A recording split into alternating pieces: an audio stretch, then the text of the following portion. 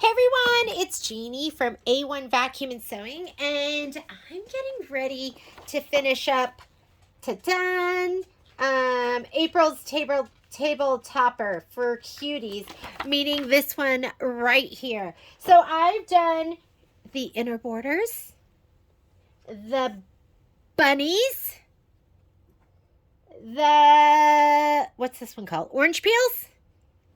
The itty bitties. I call these itty bitties. I think they're called corner blocks. They're called bitty blocks. I like to call them the itty bitty corner blocks. And the only thing I haven't done yet is I haven't done the outer border. So that's what I'm going to do right now. So what I have here is a 10.5 by 10.5 inch hoop. I cut my muslin to, you need to cut it to at least 15 inches. I think I put 15.5 in your on your sheet, on your like cutie sheet. So I'm going to go ahead and hoop this up. I'm going to gently pull inward on these side pieces so it's nice and taut. We want it taut. And then I've already sized the bottom over here. This is my 10.5 by 10.5. 10.5 by 10.5 has a clamp. You want it to be firm, so it's like not super easy to put up, but you don't want it to be where you're cranking it up. And then I can just go ahead and I'll pull inward with this one more time. It has like rubber on the side.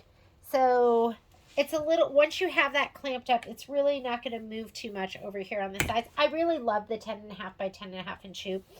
I feel like you can get a pretty decent hooping with this. And let's go ahead and put it on the machine. Here are my, well, here's the spreadsheet. And on the spreadsheet, we are going to be doing 2 by 10 border circles. Here are my pieces. These are my border pieces, my 2-inch batting. And let's go ahead and slide this on the machine.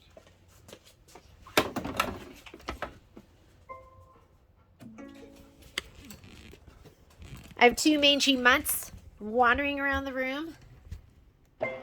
Poppy is almost, is she almost 5 months or is she almost 6 months? She was born September, October, November, December, January, February.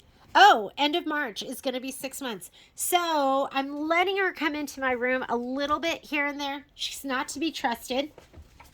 Usually grabs something and takes off running. They want to go outside. Do you hear them ringing the bell? Excuse me. Excuse me. So I'm going to go ahead and go into my USB. We're doing cuties quilting, and we are doing border circles. So here are, oh, sorry about that. Border, foot controller cannot be used. That was Poppy standing on the foot controller. Border circles. Centers. Border diamond. Peels. Chevrons. Am I looking at the right thing? Chevron and squares, diamond, oh here, and circles. There we go. And we want the 2-inch by 10-inch. We're going to have to do 2 hoopings. Let's pick our hoop size too. That is the, I can't even remember. I think that's the 5 by 7. Oh, and she's laying down and she's chewing on something. I have no idea. Hang on, I'll be right back. All right. Disaster narrowly averted. She is chewing on sticks, and you know what happens when Poppy chews on sticks? She eats them, and then they get stuck in her bum bum. All right, so I'm going to put this here. Ooh, that looks really big, doesn't it? Edit, move. If they get out of hand, they'll get kicked out of the room. That's them playing. Don't worry. Everything's safe. Playing. Whining. Oh, here, I'll put that in the middle. Okay, sorry about that. The offenders have been ejected from the room. Sorry about that. I guess we'll try that later on. Okay, we're going to make another copy. And let's move him up and over. All right, up, over. Leave a little bit of room, and then we'll space it all out. These look huge, don't they? This doesn't look like, did I pick the right size? Okay. Make a copy. Move. Hey, wait a minute here. Add. Cuties, quilting, borders. 2" by 10" set. That'd be 2" by 10". Let's delete. And maybe we snug each one of these over. Edit. Move.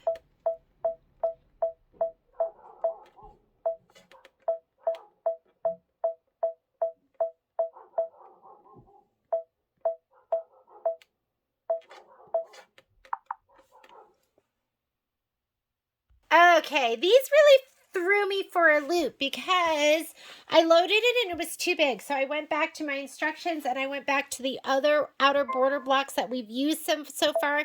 And those have all measured out to be 2 and 2.5 inches. So your end block is going to be 2 inches because there's a 1/4 inch on either side. When we load these, and I don't know if it's just me, maybe mine is corrupt, but when I load my design, it comes out to be 2.75 inches wide. I haven't heard anyone else mention anything. So I go, it's got to be me. Is my design corrupt? So I'm just going to load it. And what I'm going to do is, instead of leaving it like this, I'm going to shrink it down so it's as close to 2.5 as I can get it. I'm going to go edit, size.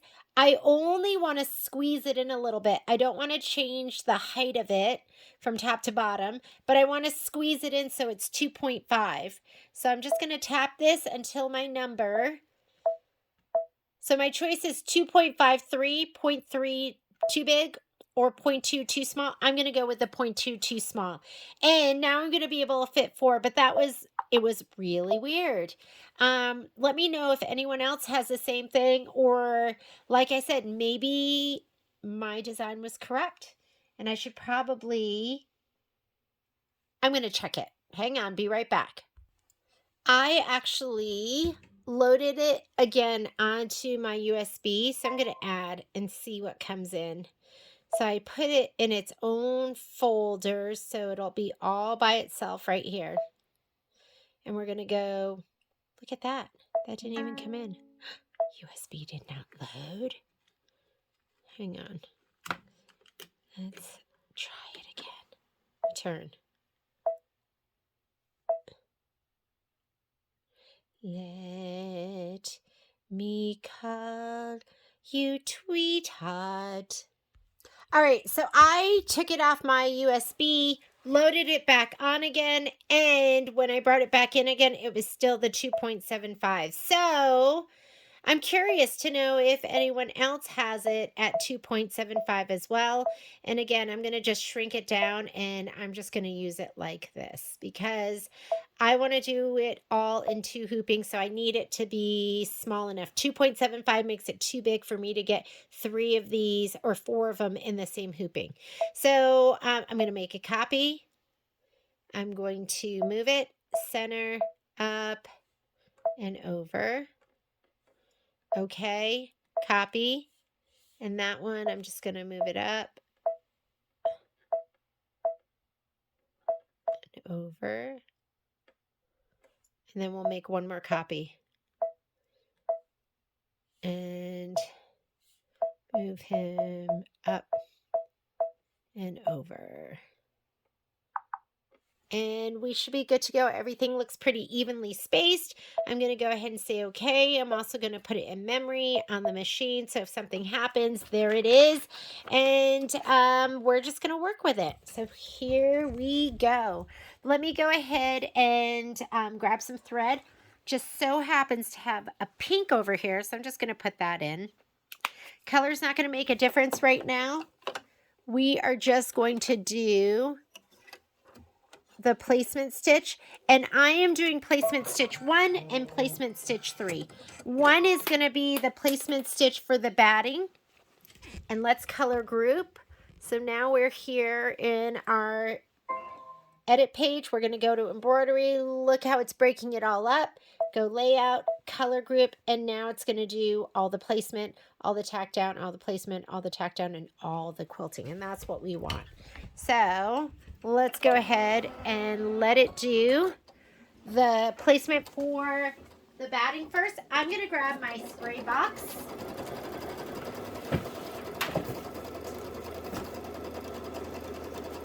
My batting pieces and my outer border background pieces.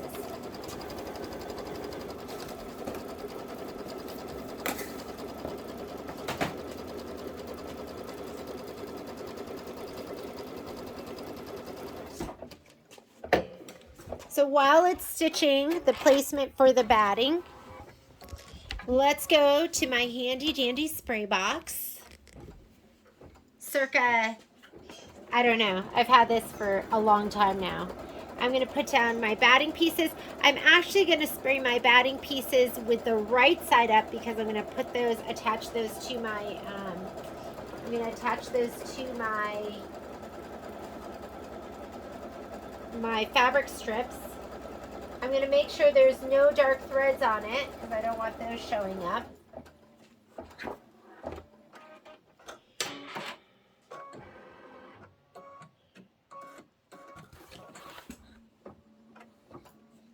And then I'm also going to spray these first. Is that 2 inches? That is not 2 inches. I'll be right back. Let me get another 2-inch strip. Okay, I cut another 2-inch strip, and I leave these like this, and I'll cut them down later. If they're too short, I'll just butt another piece, or maybe like just overlap it the tiniest bit. These are my 2x18, so that piece might be a little short, but let's see what we get. So let me spray these first. I'm going to spray these.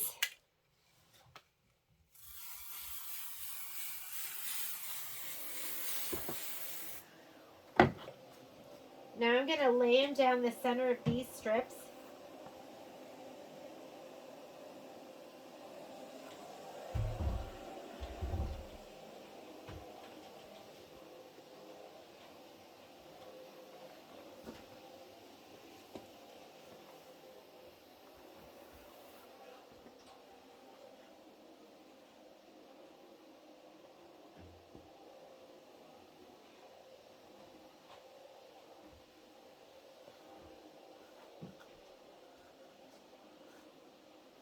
Actually, just kind of perfect.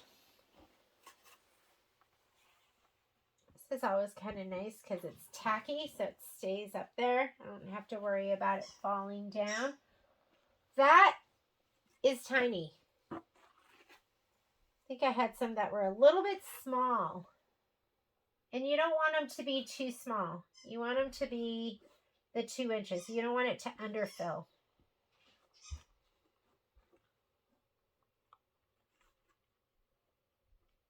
I will be right back with another 2-incher. And you're going to find, well, hopefully you won't start really hoarding, but you're going to find you're going to use up every last bit of your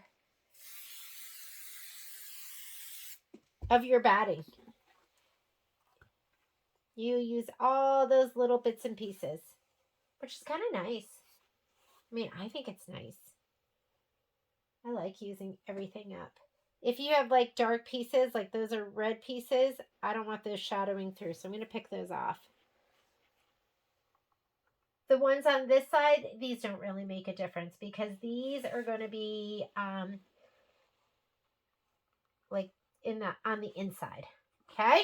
So we are ready now that we have that done. Oh, while we were doing that, we should have gone on to the next step, which was going to be, let's go here. We're skipping all of these oranges. That's the tack down for your batting. and ours is already going to be cut to size.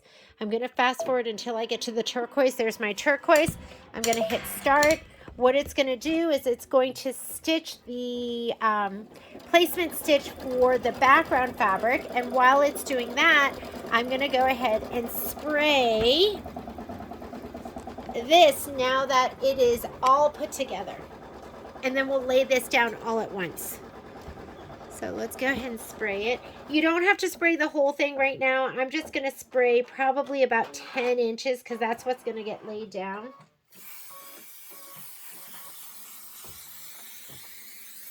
And you know, you kind of want those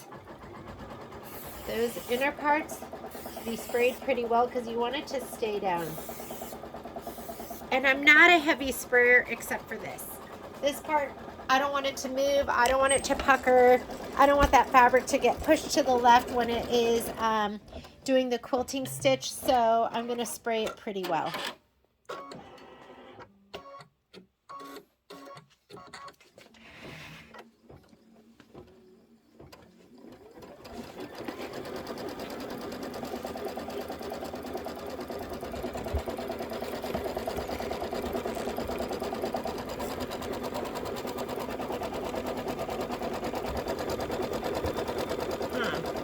Not focusing.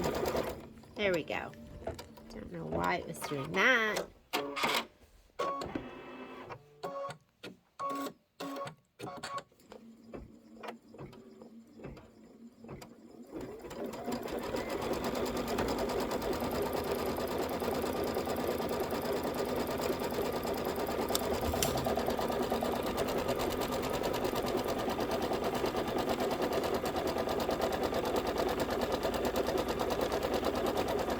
Okay, now we're going to go ahead and lay down our strips. I didn't even press mine. It'll be fine. You've got the, and I know it's pink, so it's kind of hard to see. It's light pink. But you've got the batting line. And I guess you could even skip that. I'm going to go a little bit above. So about 1/4 inch above. You could just do, we could skip that batting line since we're just eyeballing. I guess that'd probably be the best. Skip the batting line and just do the placement line for your fabric. And I'm just going to make sure this is kind of pressed down.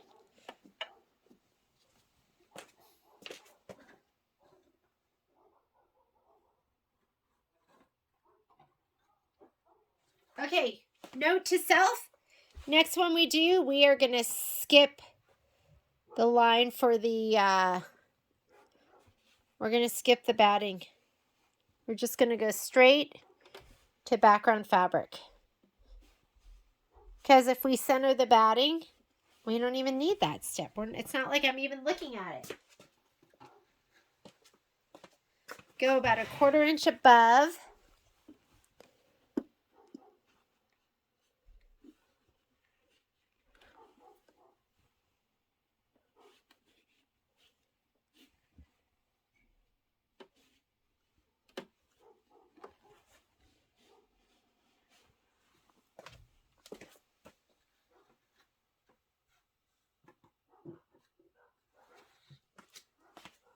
My dogs are so great at barking. I'm going to have to bring them in a little bit. You never want to be that neighbor that leaves a barking dog outside. But that is, I think it must be one of their superpowers. All right, we are not doing we are doing the next step. The next step is going to stitch these and hold these down. So as it's doing it, I'm going to kind of run my hand down, just making sure that everything is nice and taut.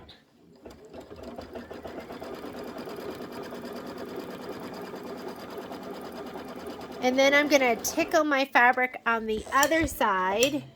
So making sure it doesn't, you kind of have to hold it here because that black screw will get you.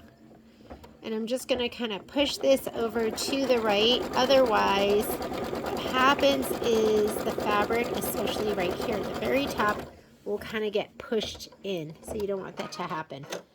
All right. There we go, down the left side, and then we'll make sure it stays down on the right side.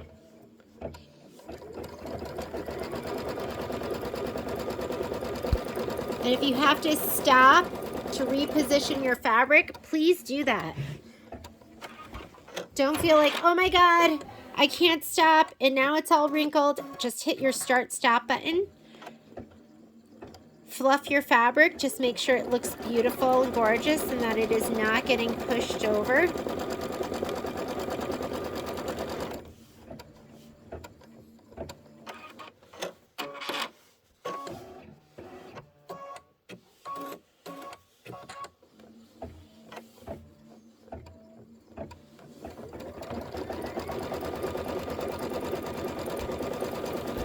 Whoops, sorry about that. Keep hitting the camera.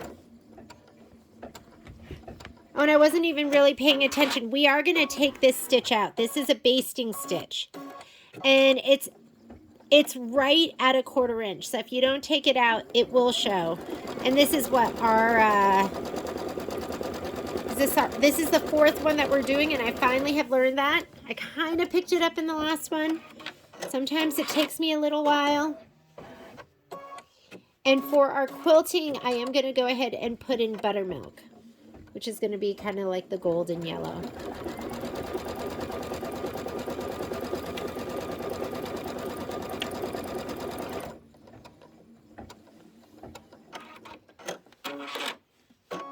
Looks so cute already. Haven't even stitched it.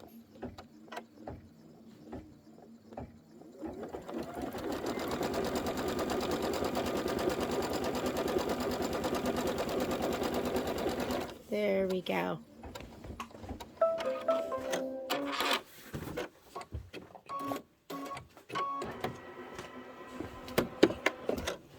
All right, let's change out your thread. Color is going to make a difference right now. I'm going to put in buttermilk.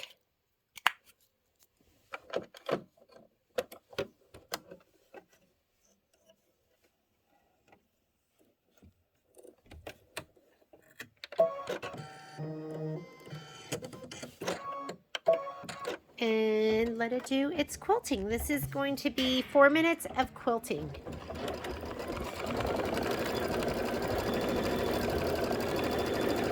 And then we're going to go ahead and rehoop.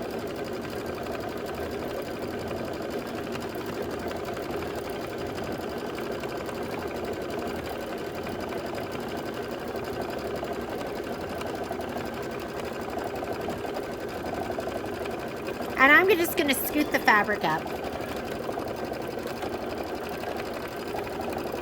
I'm scooting up the fabric, and I think last time I scooted the fabric, and then I did one time where I scooted and used the camera, and I did one time where I scooted and I cut it, and I did the way it says to do it in the directions.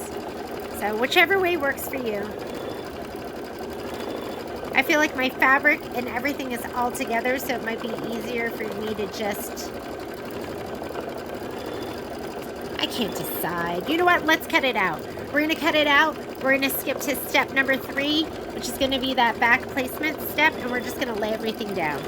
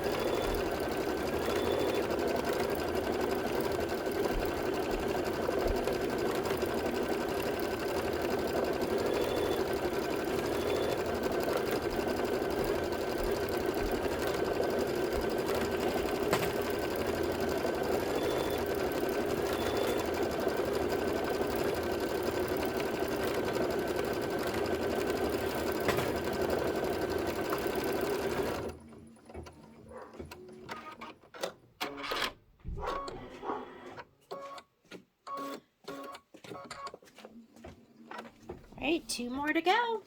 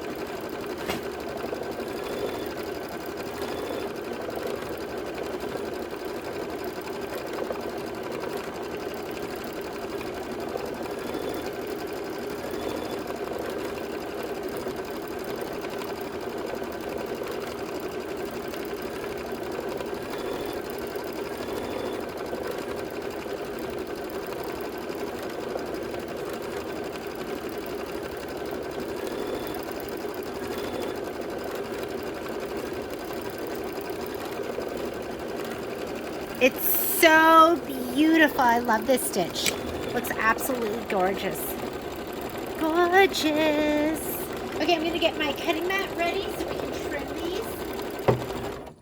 And then we'll lay them down again. I'm going to do some spraying.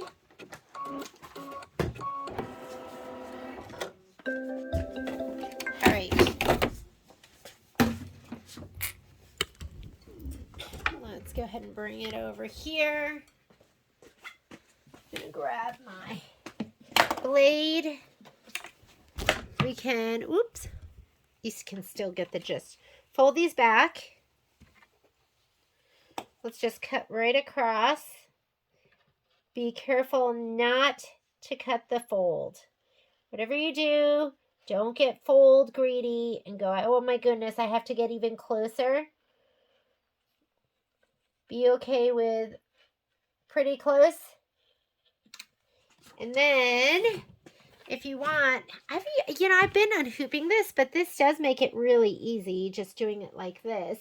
And I just got a new ruler. I just got this little guy. Let's see if he'll fit in the hoop. Ooh, he will. So I got this little ruler, which I thought was kind of cool. It is the quick trim and circle ruler, and it has these dots in it where you can put like your pen into it or like something sharp to hold it down, and then you can just kind of spin it around. I thought to myself, better keep the directions. This one has a lot going on here, but I wanted something just like kind of small that I could use in the hoop.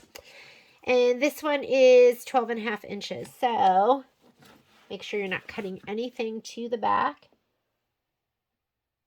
And I know people get confused as to hoop size.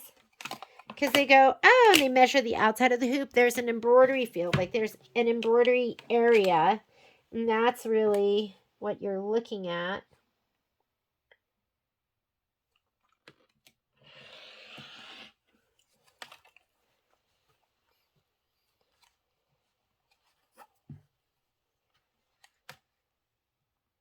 Sometimes I'll free cut. I'll just kind of eyeball and just run my ruler or run my blade next to where the stitches would be. Okay. I can cut this side too.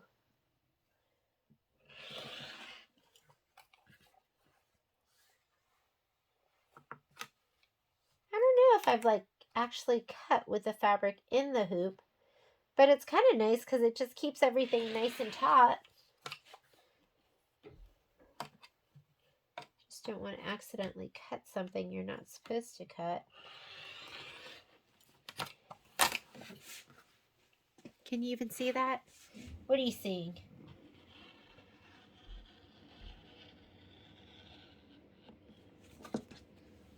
That is done, done, done. And this one, we just have to cut up this side. And like I said, sometimes I'll just free cut. If you don't think you're going to be good at it, take it all out of the hoop and then trim it.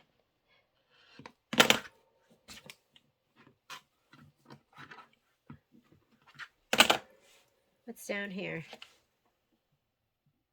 Okay, let's rehoop. We're going to skip. Remember this time, we are going to skip. Let's open that up. Step 1, we are only stitching out. Who's at the door? Oh, thought it was one of the dogs. We are only stitching step 3. That's the placement stitch for the background fabric. We've already laid down our batting down the center. Let's put this in. Before we tighten it up, this is where you want to grab either side and kind of pull inward just to make sure it's nice and taut. Then we're going to use that lever at the very bottom. Remember, you have that kind of rubbery sides. Then we're going to go to the lever at the bottom and cinch it, and we should be hooped pretty well. Okay, take it to the machine. The design is still already up there. Go ahead and stitch out step number 3. We're going to spray the rest of our fabric so it's ready to lay down. Here we go. Okay. And that's step 1. Step 2, this is step number 3. I'm going to press in the orange so I don't overshoot. Then I'm going to look here at this screen. And once I see the turquoise, then I know I'm at the very beginning of that step. This is placement stitch for your background fabric. Grab your background fabric, grab your spray box. Spray tent's not big enough for this. That's when you got to get out the big box. A really great box to use is your snap hoop box. So if you have a snap hoop or you're going to get one, keep that box. You can always see if you can get like a pizza box. A pizza box is really, really good too.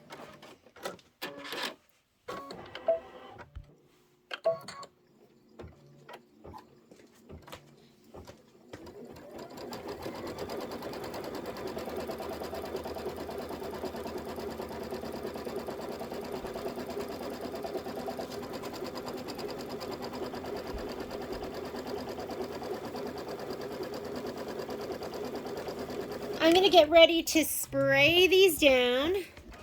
So let me lay them down right here. There's 1. There's 2. Oh, wait. I got to go the other way, right? This way. This way. That might need some more spray. This one feels pretty sticky. And if it hangs over, no biggie.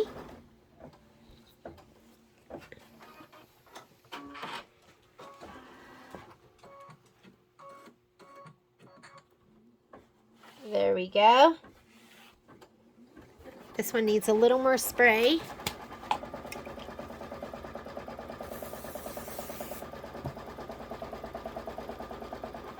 Down the center. There we go. Okay, now I'm going to give them all a little shot of spray.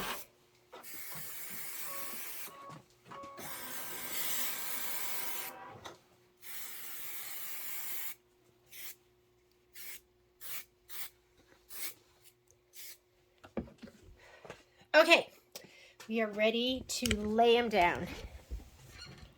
Yeah, why did it take me so long to go, let's skip step 1. Why are we even doing that? All right, you are going to lay this from this side. So where the muslin ends, that's going to be right at the line. And you can kind of see where the stitch is. You want that stitch to be right there at that line.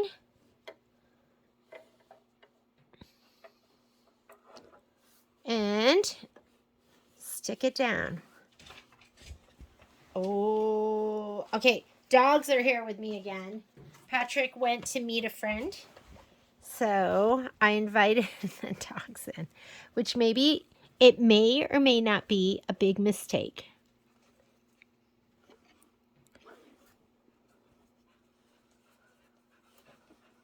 So the heavy breathing that you're hearing right now, usually it is me. When I relax, I start to breathe really heavy. This time, it is not me. That is Miss Papa's, we call her Poopykins. Oh, Poopykins! It's a South Park thing. She just ran off with thread. Hang on. She ran off with serger thread. She's so easy though. Like when Momo was a puppy, when he took something, we had to like pry his jaws open. And he did not want to give it up. She just gives it right up.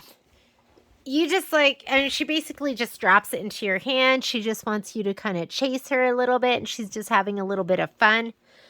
So she's a shoe and a slipper dog. She's destroyed, she really likes the Velcro on Kai's Adidas sandals. And, okay, we're laid down. We are going to do the next step. Remember, the next step is going to be the tack down. So as it's tacking down, I'm going to pay attention. I'm going to make sure the fabric doesn't get pushed. I'm going to kind of tickle it and flatten it out of the way.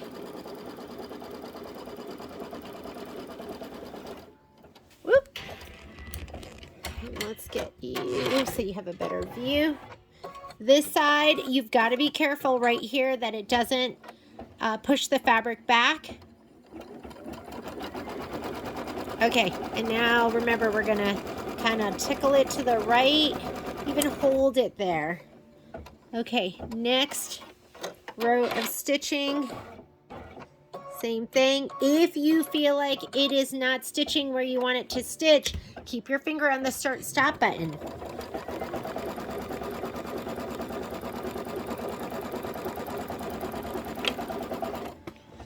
Okay, now it's going on to this side. We've got to be careful. You just don't want that foot to scoop. I have my finger on the start stop button. Whoop! Did you see that? That's okay. We'll just kind of pick that out.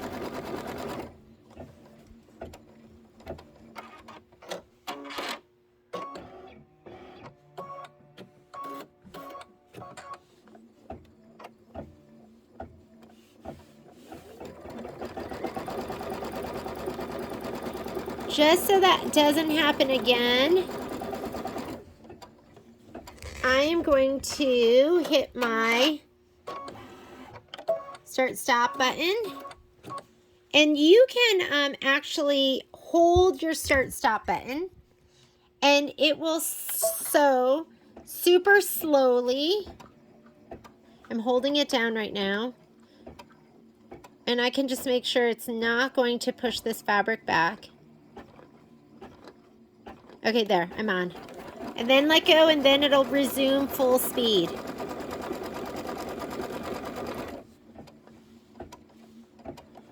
Okay, last one.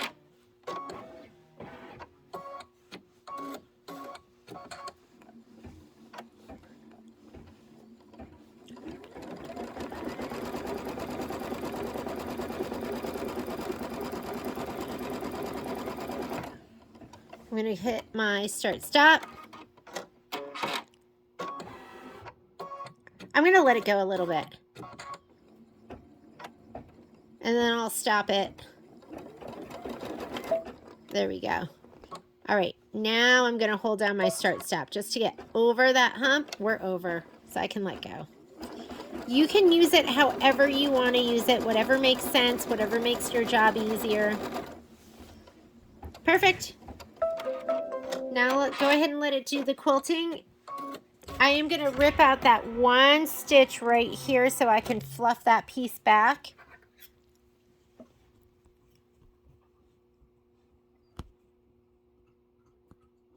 Just like that. And the other thing I'm going to do while it's stitching, I'm going to go ahead and cut these pieces off down here below.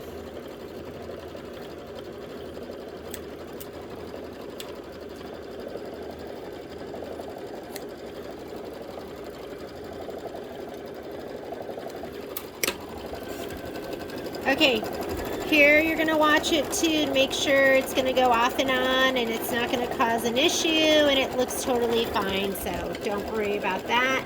This piece right here got sewn down, so I'm going to untack it. I do a lot of like trimming and cutting when the machine is going. Probably not the best thing to be doing. Sometimes I do. I have to admit it. If you want to know the truth, that happens. Okay, we want to watch these parts right here once we start stitching those, just to make sure nothing goes up and over and off again. While it's doing that, let's heat up the iron and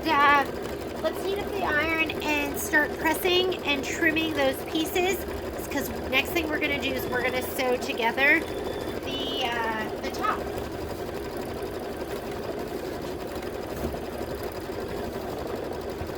Looking amazing. Oh my goodness, I love it. I love this one. I think it's so cute. That was my bottle of Best Press. Okay, I'm going to heat up my iron. I'm going to get my wool mat.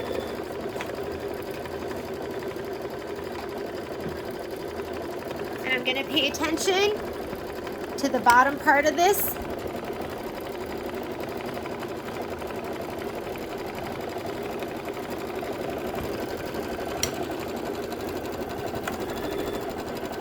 I think because I'm a little nervous about that, so I'm going to hold them down.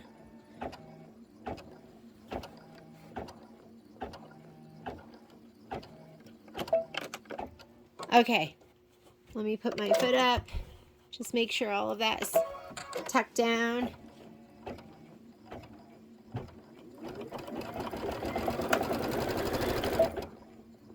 This part here looks iffy. Okay, we're good.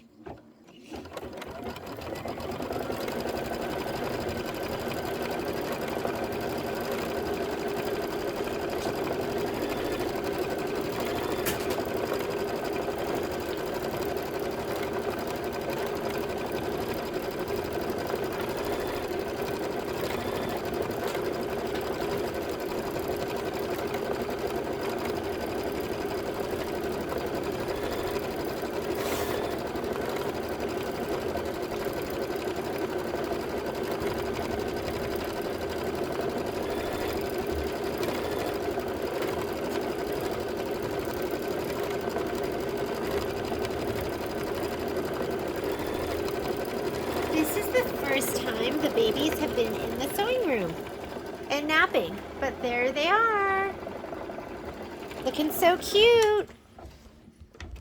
We're turning a corner. Sorry you had to see my long arm covered with everything. Okay, I am going to go ahead and press these. So let's go ahead, spray from the back, get it moist on the back.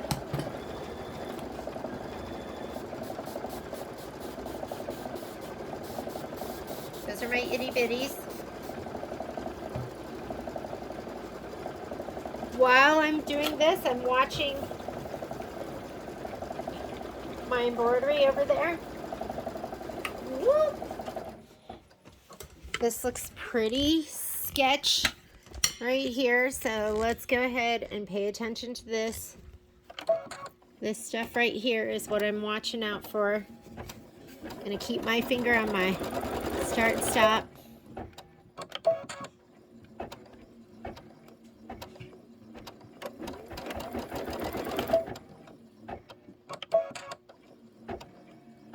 I'm just starting and stopping and starting and stopping. Just making sure that looks fine now. Okay, back to the pressing. Oh my goodness. I don't know if I've ever left my iron on my piece that long. You can tell it's totally started to burn a little bit. All right, let's do these.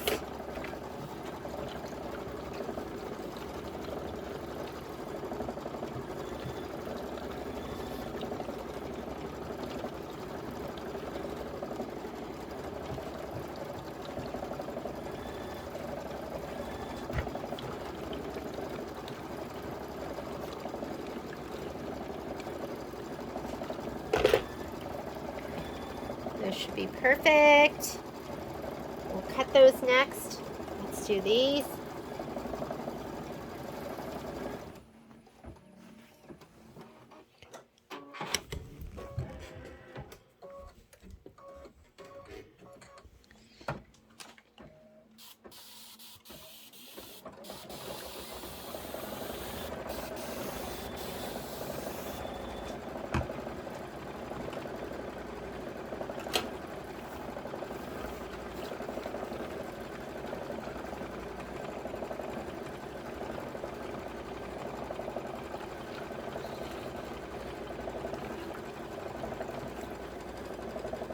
I'm pressing and I have one finger on my machine too, just to make sure. Oh, looks like he went up and over. Okay. I'm pressing and watching my embroidery machine while I press. Yeah, looks like he's fine.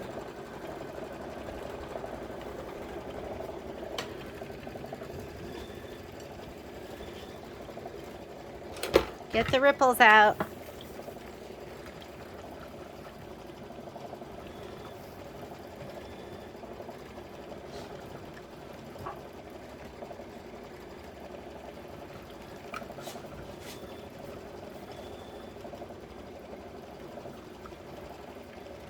Nice and flat. That's what we want.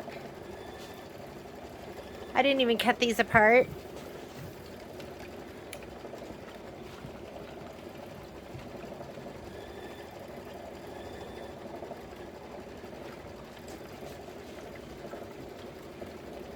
Then we're gonna do the bunnies. I don't think I even fluffed all their tails.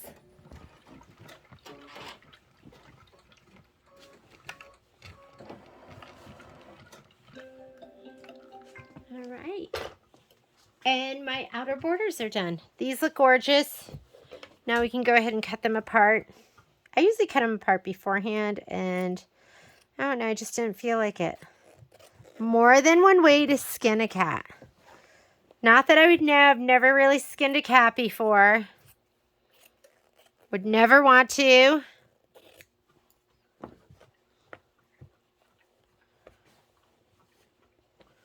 Okay, then we have these. I'll trim these like right here by the edge. Leave a little bit, like 1/4 of an inch. Here we have a piece of, I'm really excited that the babies are in here. And although Poppy did try to steal some of my serger thread, now I went upstairs and got her an appropriate chew, which she is enjoying right now.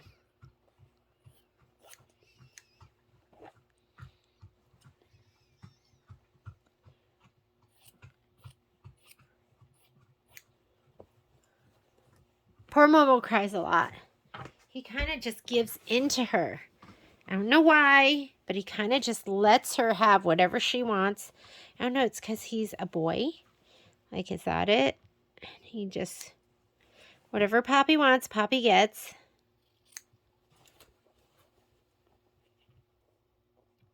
Maybe that's what it reminds me of Kai and Violet. Whatever Violet wants, Violet gets.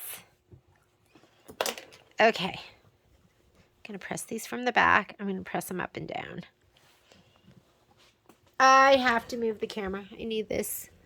I need this out of my way. I need to be able to be above it. Okay, here we go.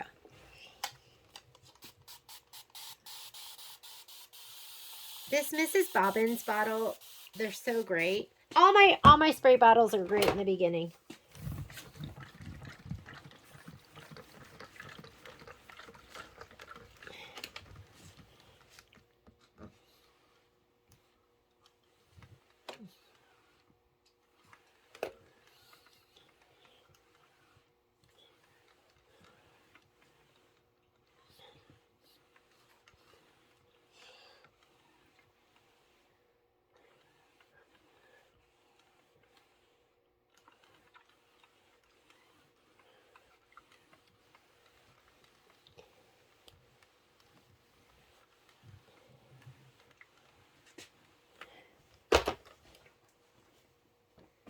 Okay, then we'll go ahead and cut those apart. I'm not going to do it right now. Let's press the bunnies. I wonder if this fusible thread, I wonder if that's going to kind of melt. But I don't want to, fringe it. I'm going to fringe it. So make sure you fringe all of these before you press them. Let me go and get my sponge. Okay, I'm just using a sponge. Gonna damp it up.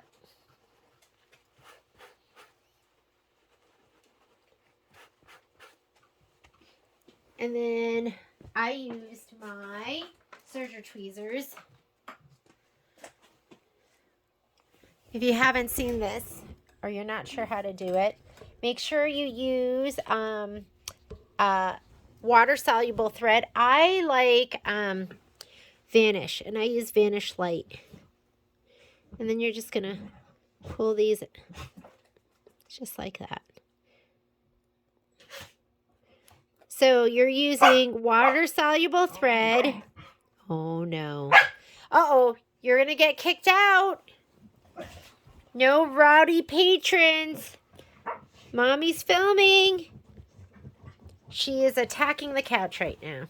Okay, so water-soluble thread to do like the fringe that I'm pulling out right now. Then you do regular thread to do a ring around it that holds it down. Then we do another round of fringe with water-soluble thread in the bobbin. And then you put in regular thread to do a ring around it that holds it down. But I worry that thread with the heat on it might, I'm worried that maybe it might melt instead. I've never put heat on it, so I don't know what it'll do. So instead of finding out, let's go ahead and fringe all our tails first.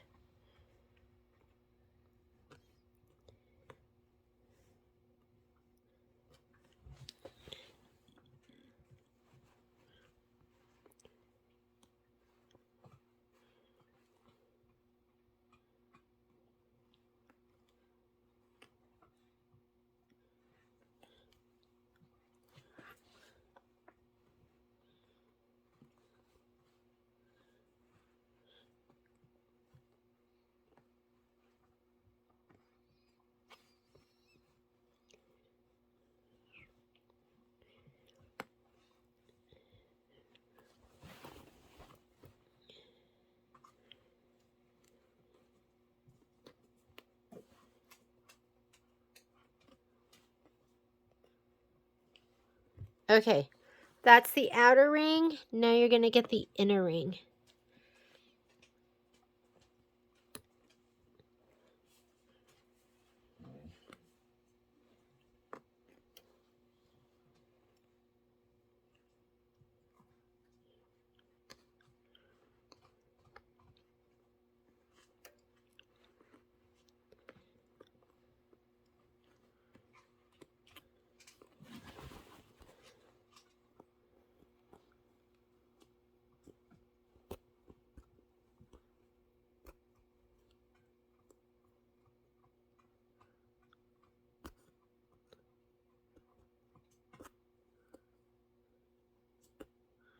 mean, how much fun is this? Seriously, it's so much fun. The fringe, so cute.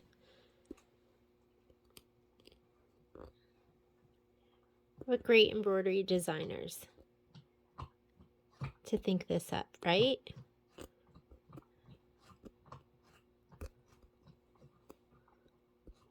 Hopefully I got it all. I wonder if fringing the inner row is going to be easier. And look at that tail. Adorable. Absolutely adorbs. If you break any of the threads and they're long, snip them.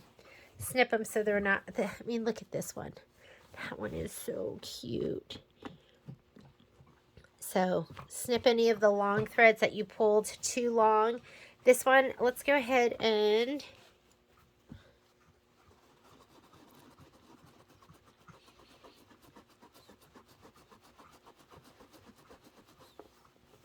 let me do this one too. I don't want the tail to get all flat when I press it, so I'm going to try not to be too aggressive around the tail. Let's do the inner one. Let's see if that makes it easier. Do the inner circle first. And it might even be easier to use my tweezers that have the point. Those might be easier. My precision... oh! Sorry about that. She's getting all excited. She's barking at the couch. She's attacking it. She's fierce. She's a fierce animal. If it continues, she'll be removed. This is easier. Because you have that, like, I don't know. It's almost pointed, so it goes under easier. Although I don't want to break those threads.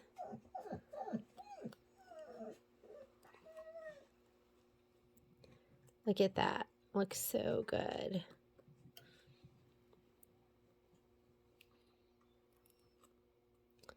Lift it.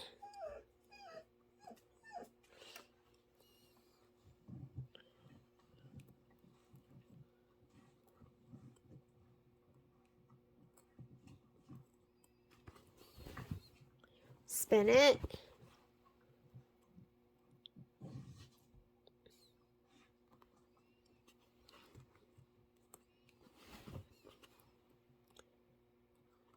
It's a little hard to see the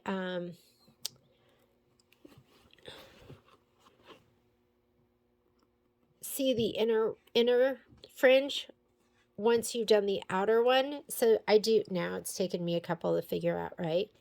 But I would go ahead and do that inner fringe first and then the outer fringe, because you can kind of see it a little bit better. Now these tweezers are sharp, so you can just put it right through your fabric too. So just make sure you're going through your threads only.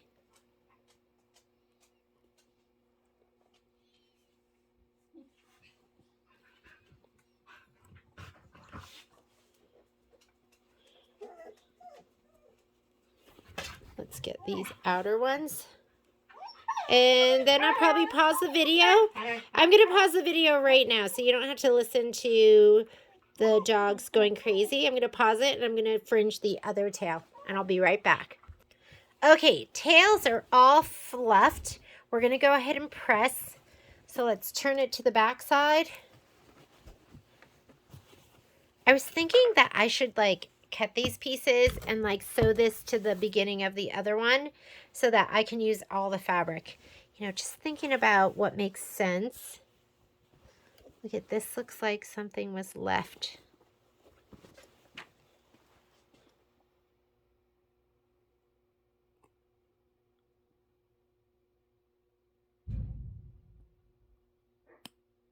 Oh,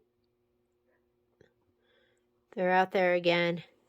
I had to kick them out because they were barking. I mean, they weren't barking, but, well, they were barking. You heard that. All right. From the side. Here we go.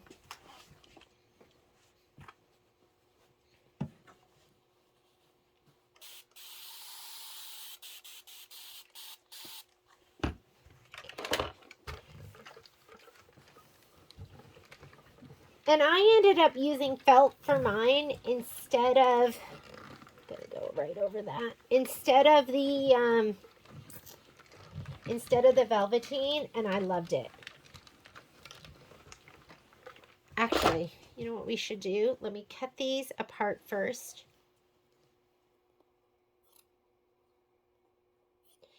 That's what I normally do. I don't know why I didn't just now. It's going to be much easier if we cut these apart.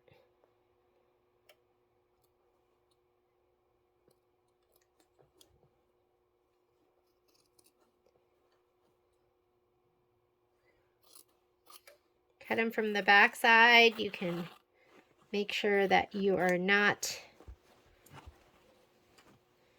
and this one, I'm going to cut it pretty close to this stitch. Not right on this stitch, but close to it.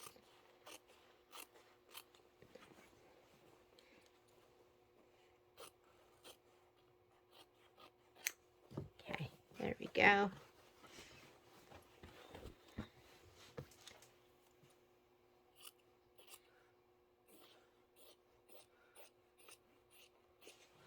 Go right down the middle of these two. And I was thinking what I could do is I could take that first piece that gets cut off and just sew it here. Sew it here, and then it'll start off square, and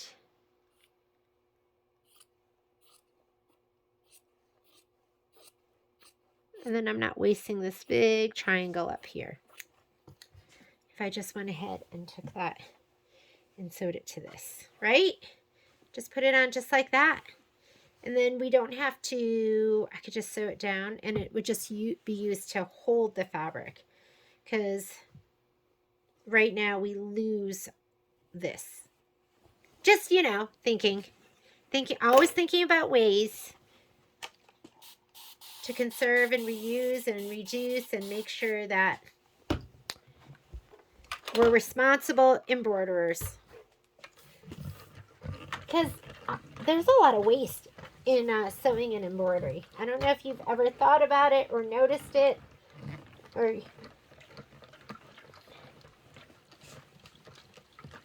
well, there can be a lot of waste. I think we've done a really good job of reducing that.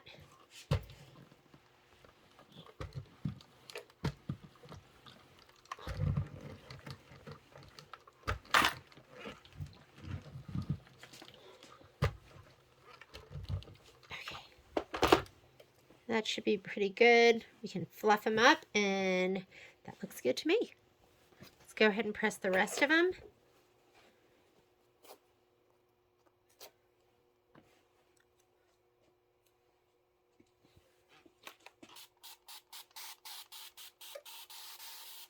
Remember, our goal is for this to lay flat.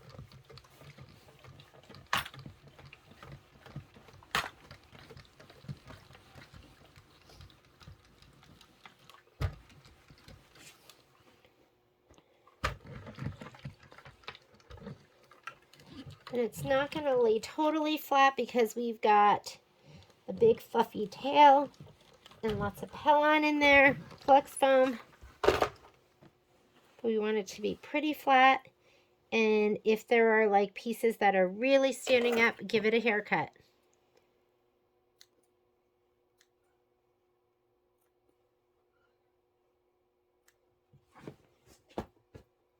Don't be afraid to give them a little haircut. And that looks pretty flat from the front. You want to come in here. Make sure your iron is clean. I love the little stems on the carrots. So cute. Okay, let's get this one. And we're done with these.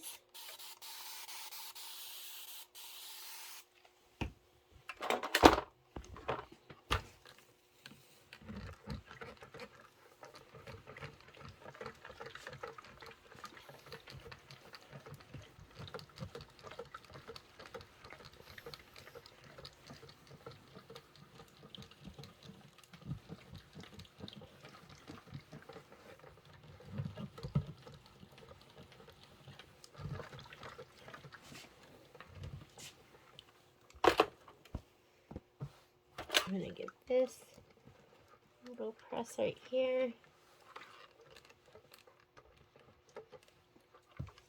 And we are ready to trim. Are we ready to trim?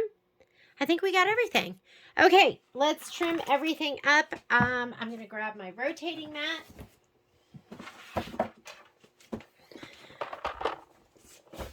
These, I think these were 6 inches. I can't remember. Let me grab my 6.5 by 6.5 inch ruler. I'm going to grab these. I'm pretty sure these were 6 inches by 6 inches, or actually they're 5.5 by 5.5. All right, so I'm going to fussy cut them to the 5.5 by 5.5. Let me grab my little handy dandy spreadsheet and just make sure before I make my cut, because there's no going back on cuts. Yes, 5.5 by 5.5. Get your sharpest rotary cutter. Stand from above and look down and make sure you are as close to that line as possible.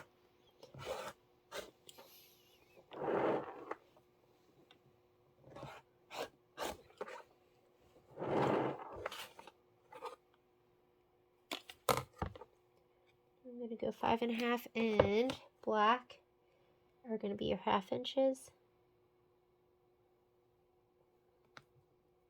Looks good.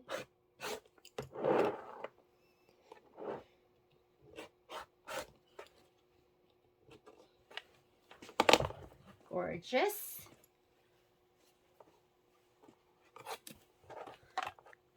There's one. My little itty bitties. It's kind of nice having, doing that stitch with the outline, because I can see it now. I'm just doing it to like a white outline. Of course, it's a lot harder to see the white on white, but it's okay. Remember, when you rotate, hold everything and turn everything all together. Do not let go. The ruler will go flying. Everything will go flying. And I'm actually going to scoot this up a little bit. I'm going to do a couple more cuts. It's a little bit far.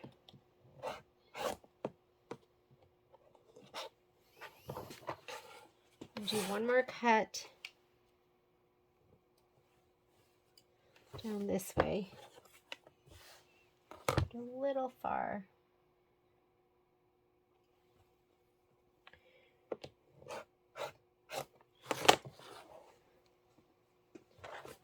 Let's get this one down one more time. Make sure that looks good. I know, I did a couple of cuts there just because it wasn't close enough on one side, and then I have to trim it up a little bit more. That is what happens when your outline stitch is white and you can't totally see it.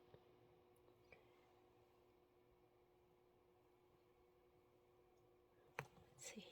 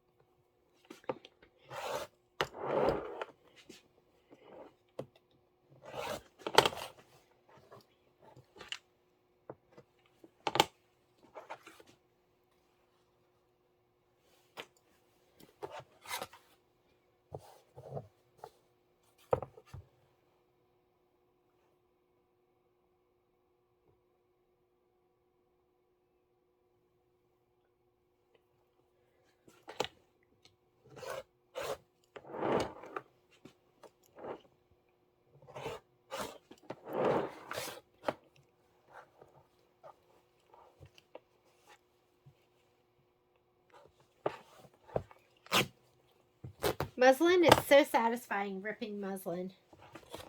Okay. I am not very close right there, so let me see if I can get in a little closer. I guess it's pretty good.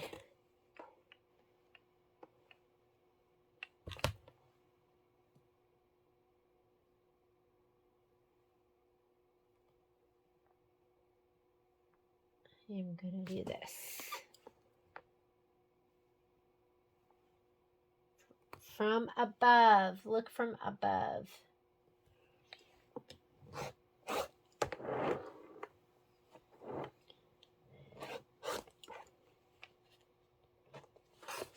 Okay.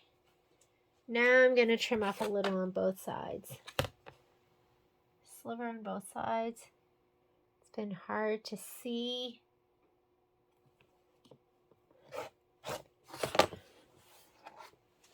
And a sliver on this side, and then we should be good. Take your time, make it as accurate as you can. When you put it all together later on, it'll pay off. Okay, so these are my orange peels. I think that's what they're called, right? Let's do the itty bitties. 2.5 by 2.5.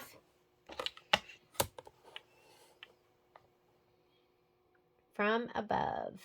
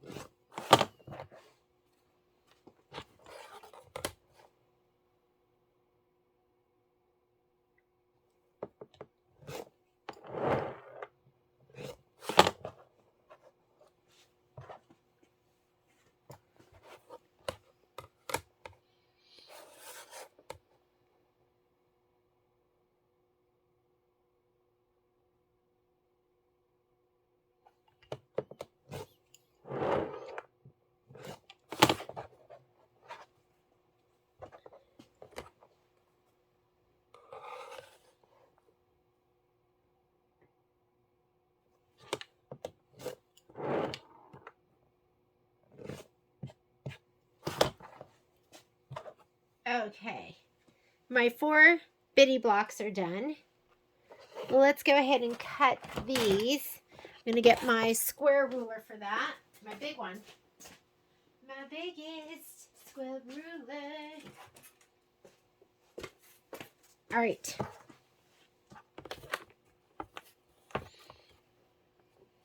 I like to have this part in line with this.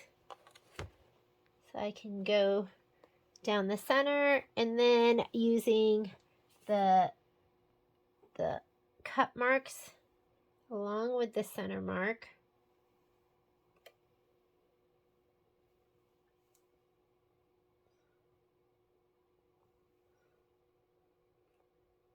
And look down from above. And I'm going to go ahead and cut this.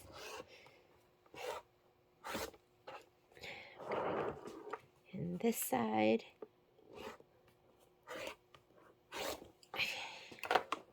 And then we have to cut this one. So when I cut this one, I like to use the markings on this. And my 4.5, or you know what, I can use this one too. This is my 3.5 by 18. I thought I loved my 3.5 by 18, but what I learned is I really loved my my 4.5 by 18, just that. But for this, I just need something long because I'm using, what I've learned is if I use this and I go about 1/4 of an inch with the turquoise showing, and then I use this line, that center line, that's pretty close, pretty darn close. And that's what I've been doing to cut, and it's been great. Okay.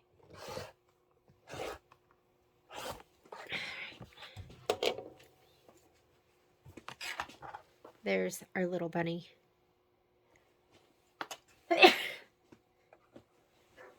Let's do the next one. Same thing. I'm going to use my 12.5 by 12.5 with the center mark, going here and through there and lining up with these edges. Making sure I have enough room to cut. Make sure nothing's hanging off. Look down from above.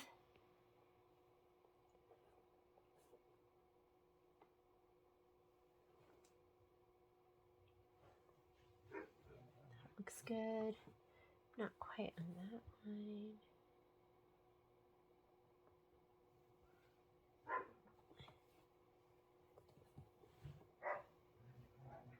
Can you hear those wild animals? Here. There. Okay, I think I'm good. Looks good here. Looks good there.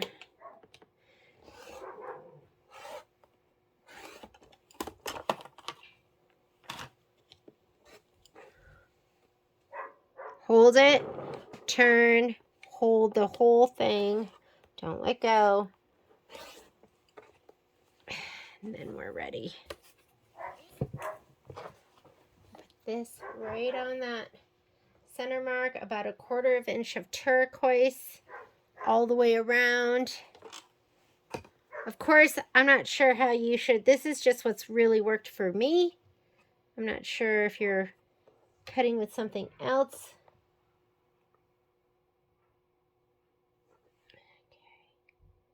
Okay. I just kind of play with those lines.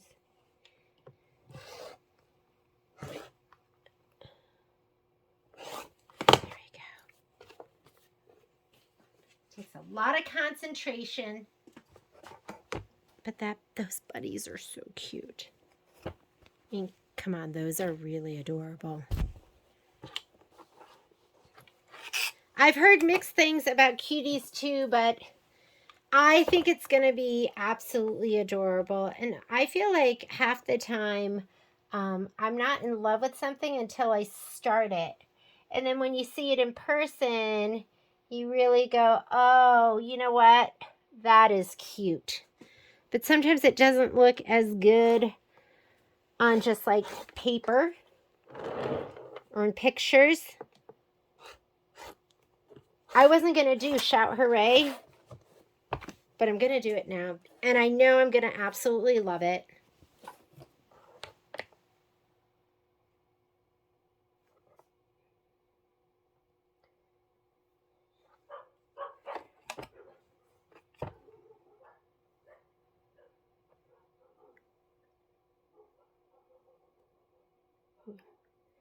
Naughty dogs. I gotta go get them.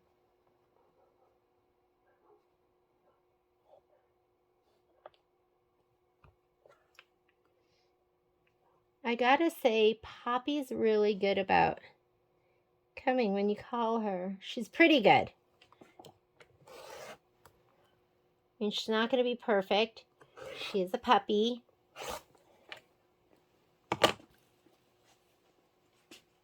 And one more. I'm going to pause. I will be right back. I'm just going to cut this one, and then we will trim the inner and outer borders. All right, so I finished cutting all my bunnies, and now I'm going to do these. So let's go ahead and trim these out. And then I just realized I still haven't trimmed out my,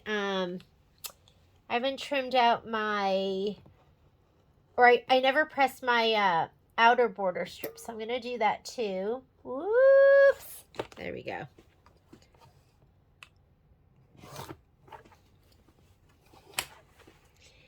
I was just upstairs because the dogs were too crazy, so I had to go. And I watched The Voice. Oh my God. I love The Voice. I love it. I love it. I love it. And it was so good, and they were so excellent. My favorite so far was there was a little 15-year-old boy from Alabama, and I was like, oh my God, he was so good.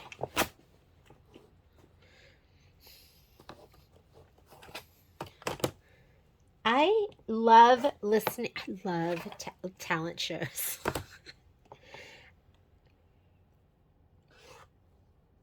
I feel like the contestants on The Voice are so much better than the contestants on American Idol. I don't know what it is. They're so good. They're so good, but then nothing happens to them. Like, you never see them again. And I just don't get it. I don't know what happens to, like, the big stars come from American Idol, but I feel like the talent is so much better on The Voice. Did you see that? I didn't quite get it. Let me go ahead and trim that out again. Kind of went for it and my ruler slid. Okay, here we go. And I get really weird shadows. I get weird shadows.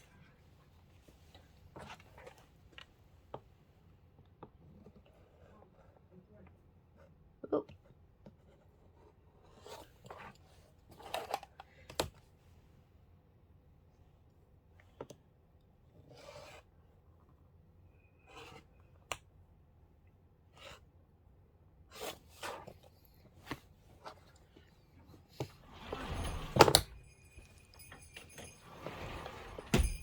There's Patrick and the dogs.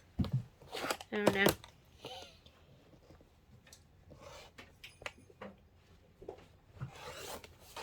Okay.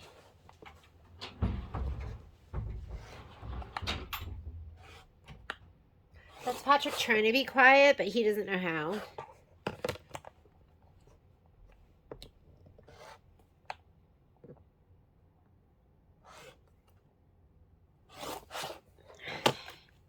All right, here we go.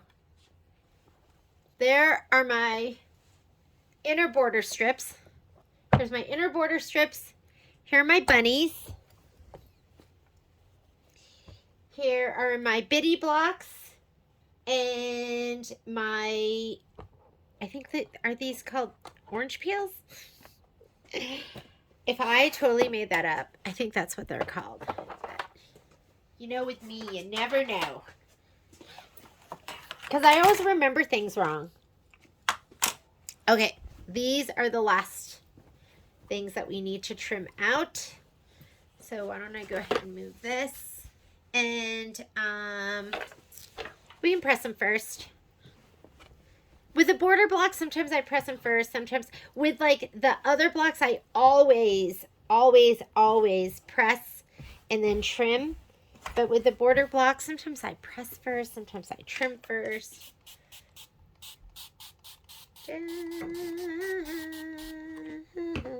Look how much you lose.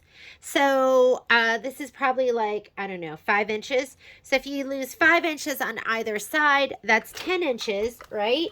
So that's why you just leave it, leave your fabric, leave your embroideries on the fabric and then hoop. That's the way to do it. That's the way. I like it.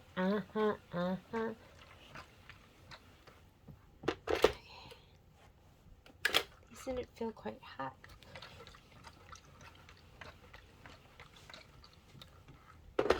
There we go.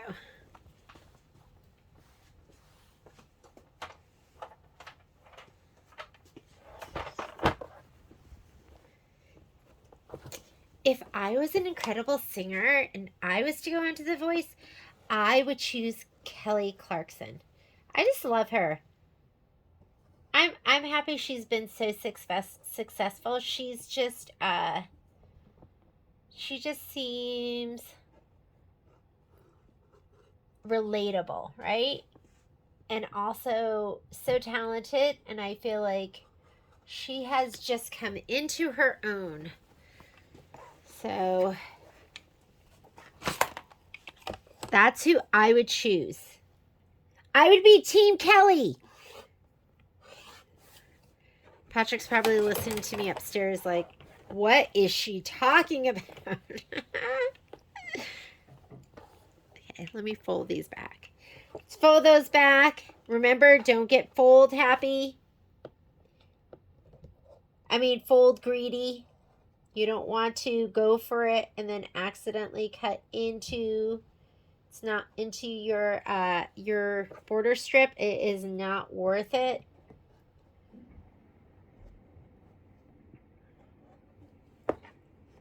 I spent a lot of time watching the dogs today, and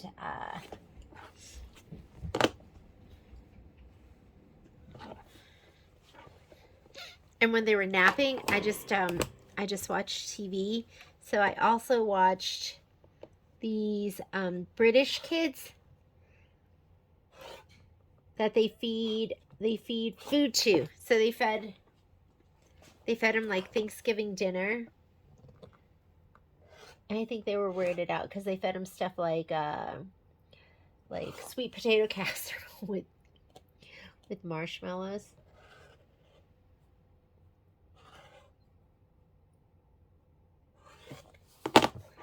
They fed them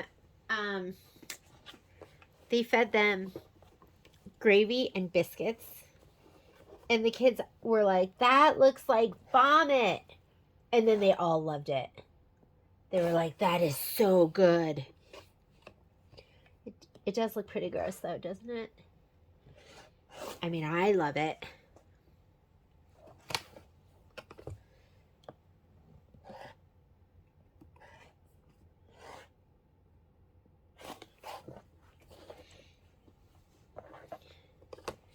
All right. Now that we are done with this, it is time to piece. Let's go ahead. I'm going to convert my machine over to sewing. And we are going to sew this together. Because I still have to do my prep video for May. All right.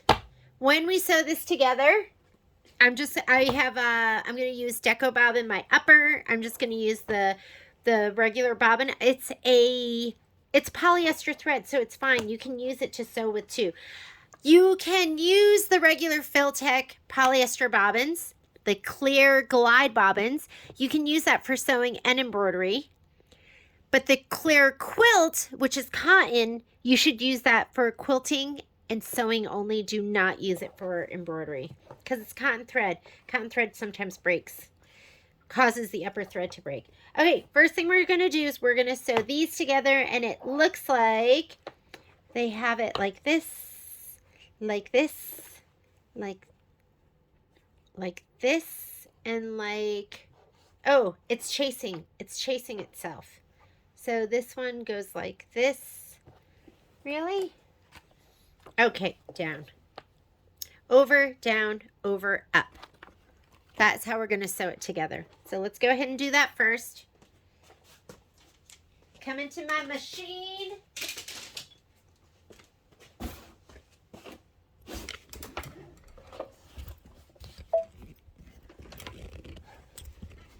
Remember, I piece at 1.8, but because this is layered, I will piece at 2.0, which is really, really tight. I just can't help myself. I just like it super tight. I'm going to put my, and I think most people they'll piece at 2.0 for just 2 little skinny pieces of cotton.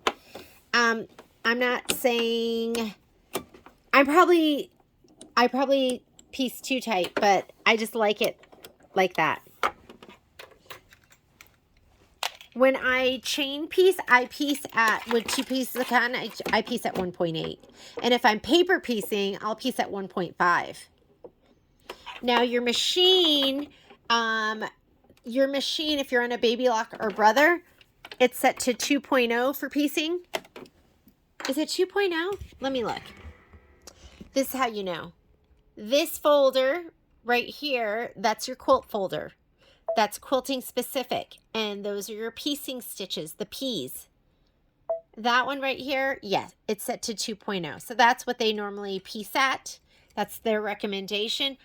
I like to take it to the next level, and I piece at 1.8. All right, I'm going to sew these two together first. Da, da, da, da, da. And I'm going to start with my needle in my fabric. Oop! I still have buttermilk up here. Let me go ahead and change that out. Buttermilk.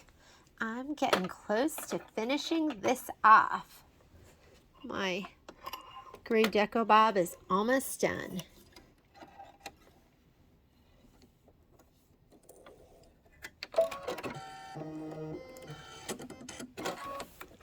Okay.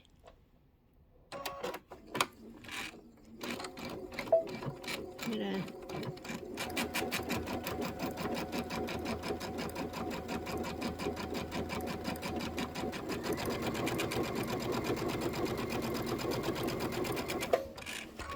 gonna grab right next to. Fold those two over, match them up. I am not even pinning. If I were to do anything, I would clip because this gets thick and I don't want to distort my fabric.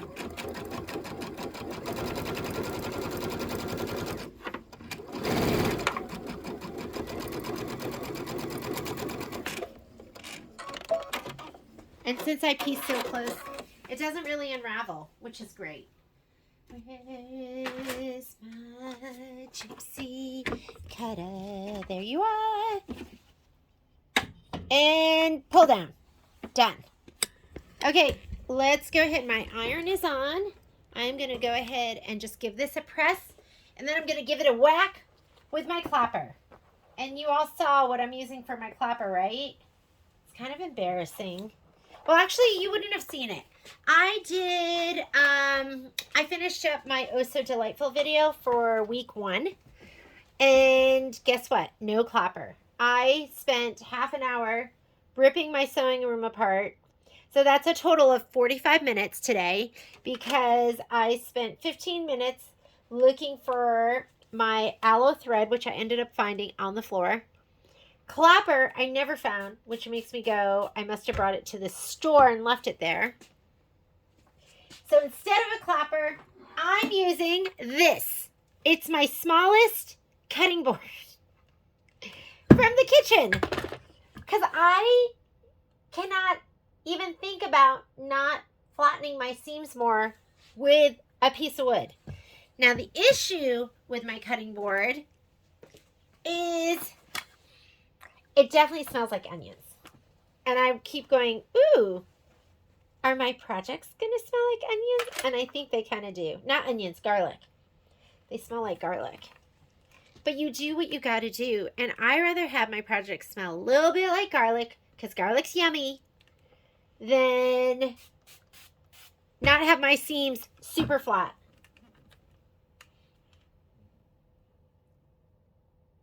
I can't even imagine what life was like pre-clapper. What was life like pre-clapper? My stuff must have just like everything, nothing probably laid really flat and nothing was really nice. Okay, remember, the orange is chasing the orange. Perfect. What we want to make sure that this seam is totally matched up. I will take that seam, whoops, lay it on top of itself and like fold it back and just make sure it's right on top of itself, which it is. Hopefully this isn't going to fly up again. And I'm going to just take a clip and put one on either side. Clippy clip. That's enough for me.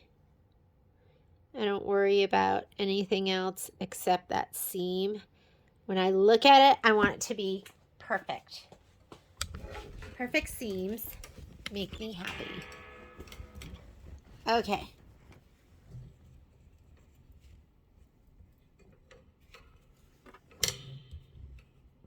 Grab this. Put away my cutting mat.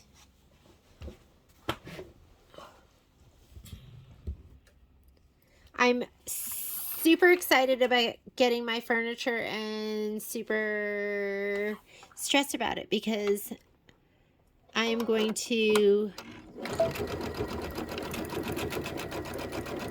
it's probably going to take me a couple days to redo my furniture and redo my sewing room and purge, and I don't know how I'm going to have time for that.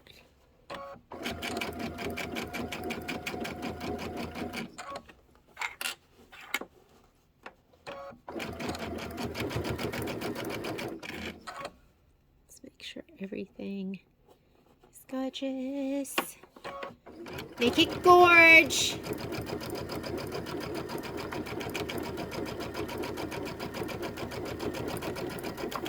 All right. Let's come back over here, press it out. Da, da, da, da, da. This back like that. These tweezers, put those away. You can't even tell where one seam ends and the other begins. That's how perfect the match is.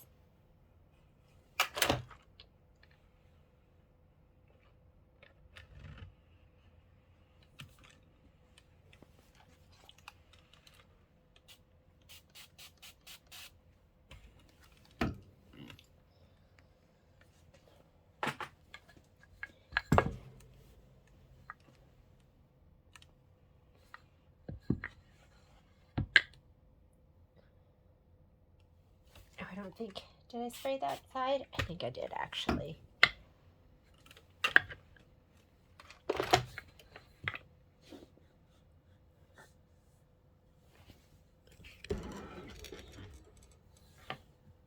And look how flat and amazing that is. I know Michelle said, I think she has beat a seam down before. That was the first time I ever beat a seam. Perfect. Okay, now we're going to put on our side seams. Now you have two, well, this should be a diagonal like this. So you have two that are longer. So pull those two aside. You're going to take the shorter ones and we'll put one over here, one over here. Let's go ahead and sew those on. One like that, one like that. And then we're going to put the longer ones on. Let's go to the machine. This is the fun part where you just kind of put it all together and it's so satisfying, isn't it? Like this is the part where it's like gratification. You're like, all that hard work and now I'm putting it together and it looks absolutely amazing. And those bunnies, how cute are those bunnies? Who doesn't love bunnies? I gotta tell you, I am really, and you know me, sometimes I regret my substitutions and sometimes I'm like, that was the right thing to do. I love, and if you have velveteen, I'm not saying that's not totally cute too, but I love the felt. I absolutely love, love, love, love, love the felt. There was a while we couldn't get the velveteen, and so I substituted felt in some of your kits, but I always like kitting it with what you're going to be expecting. If you're buying a kit from us and you want me to kit it with the felt instead of the velveteen, just put that in the notes.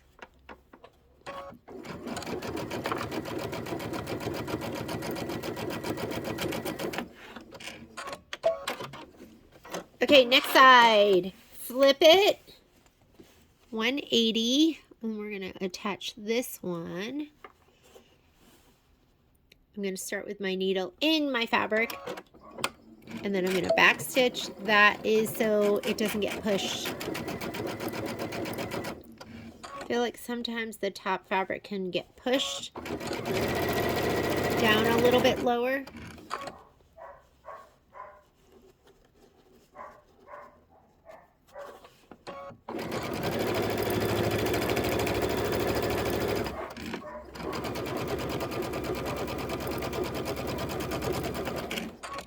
Okay, let's press it out now. These kind of, when you fold these back, they kind of naturally just go to one side. So on these, I don't press them open because you just kind of fold it down and it stays. If you want, which I haven't been doing, you can set your seam. This kind of relaxes the thread. I'm almost enjoying barking right now. Hopefully you're not hearing that.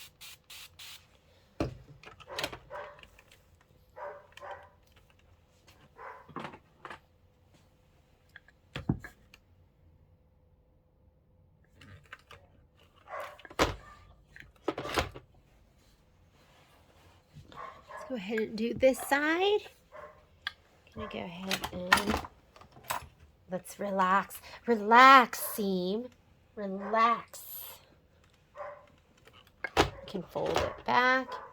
Give it a nice little finger press. Best press is gonna make it stay just like you want it to stay.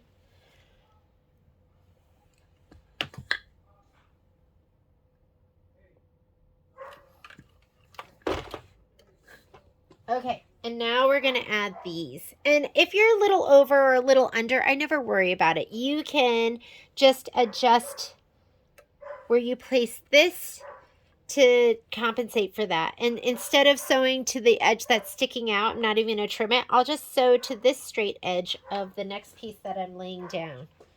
So let me go ahead and take this to the machine. We're going to sew these two pieces on. These are your, I don't know if they're 18 inches or 18.5 inches, but you know what I'm talking about.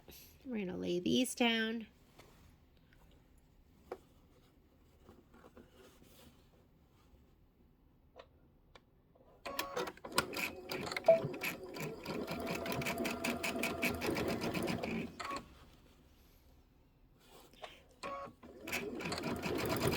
And Patrick had been out with a friend, and when he got home, I made him watch the auditions with me, and he goes, no, you don't have to watch these again. It's okay. He doesn't like watching those shows with me. But he's so sweet because sometimes he'll watch. And then I put on another episode, and he goes, oh, we're gonna watch another one? I was like, yeah, I'm binging. Okay, so that is sewn down, and it looks so beautiful. Let's do this one next. Gonna line this up with, same thing. This one is a little bit, this is a little bit longer and hanging out. But who cares? Because nobody's going to know. It's going to be so beautiful. And all of those things will be hidden. They'll be hidden in the seam.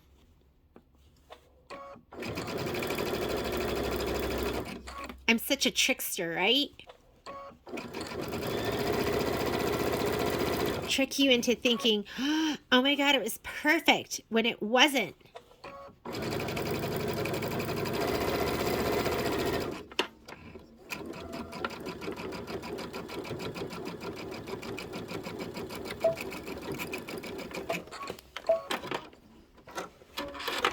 Alrighty.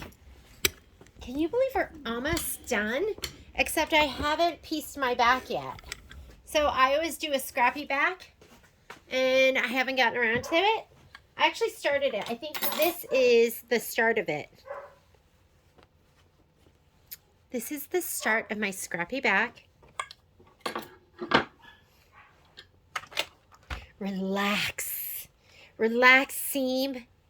I'm relaxing it right now. Okay. I'm going to fold it back. Give it a little shot of spray. Press it. Grab my, maybe we should market something like this. It can be your clapper. It can also be your cutting board. Dual purpose. Sewing, no problem. Bring your clapper. Cooking, no problem. Bring your cutting board. So, you know, if you're RVing it and you don't have enough room in your RV for all your stuff and you're trying to decide, do I bring my clapper or do I bring my cutting board? You don't even have to decide between the two because now they're all in one. Maybe I should do Shark Tank. What do you think?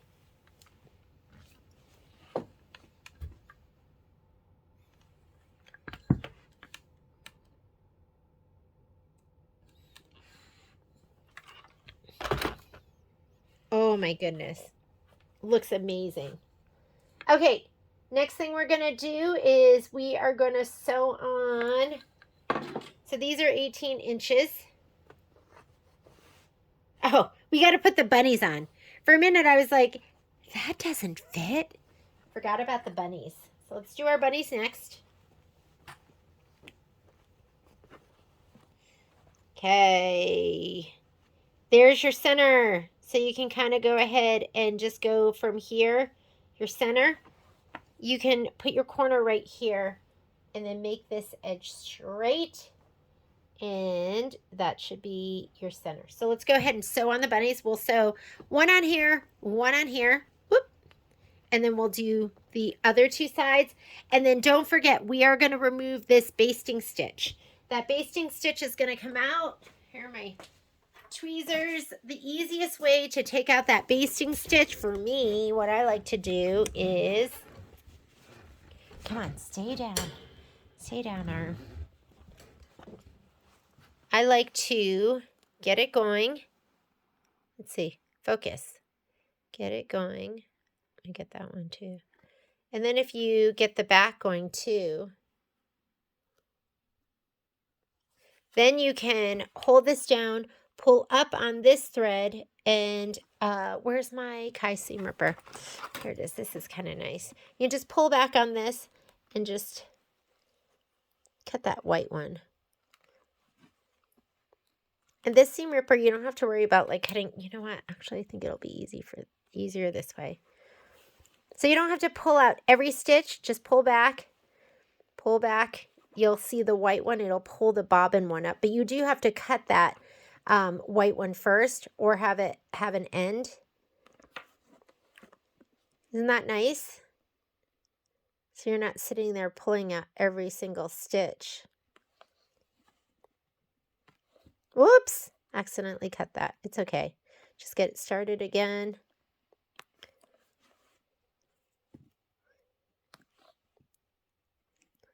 Look how many you can take out at a time.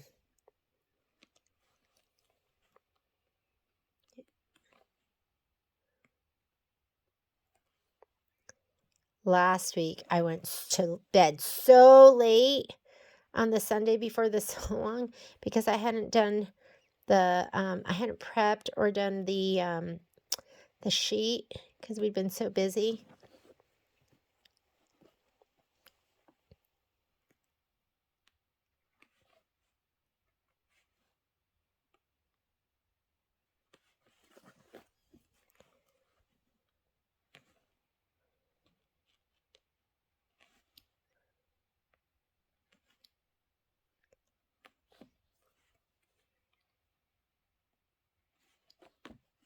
There we go. Okay, I'm not going to make you watch me take all of those basting stitches out, but I will remove them. Otherwise, they are going to show. What I am going to make you do is I'm going to make you watch me sew these bunnies on. Here we go, bunnies. You're so beautiful. Who doesn't love a bunny? Bunnies are so cute. Okay, let me make sure this one's lined up.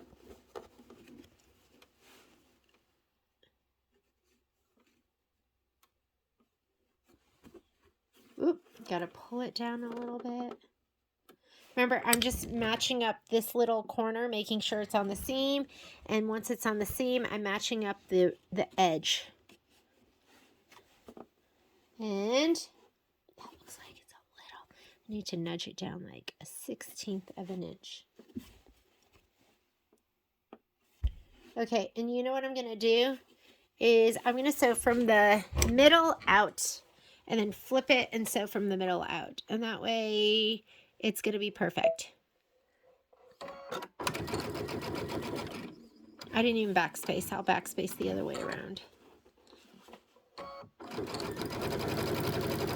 At 2.0, nothing's coming undone.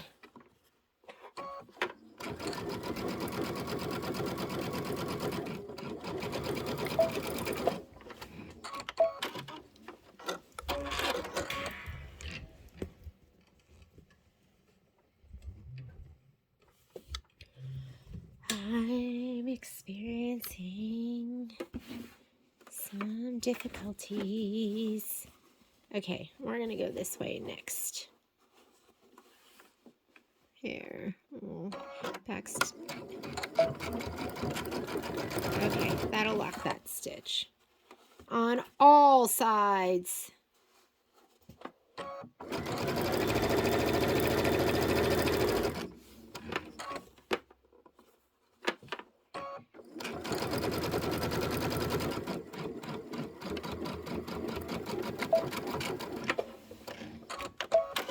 Let's put the next one on. Holy cute bunny. It couldn't get any cuter. Couldn't get any cuter.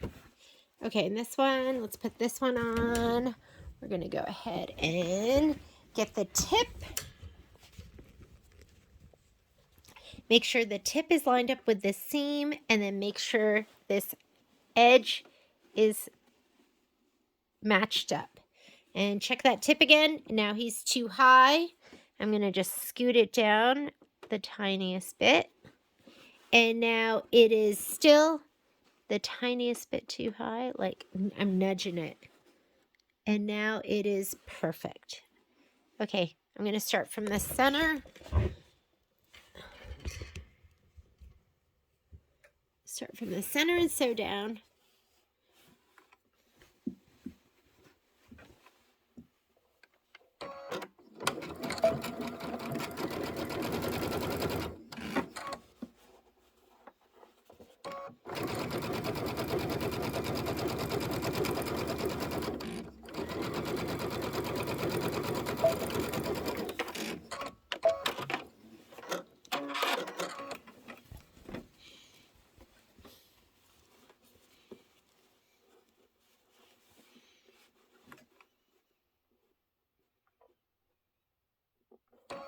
Ah, my finger!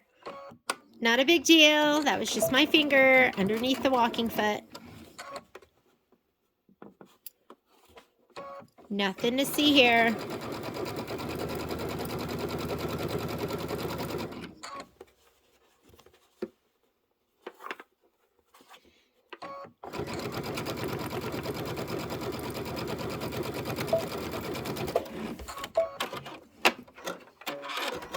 Okay, let's go press.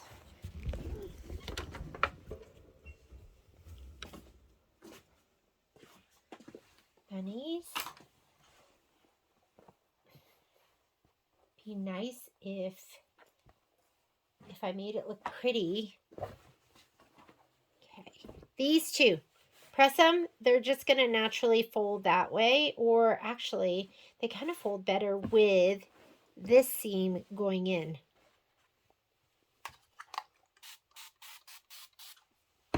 And you could relax that seam if you want. I'm just going to go ahead and press it down.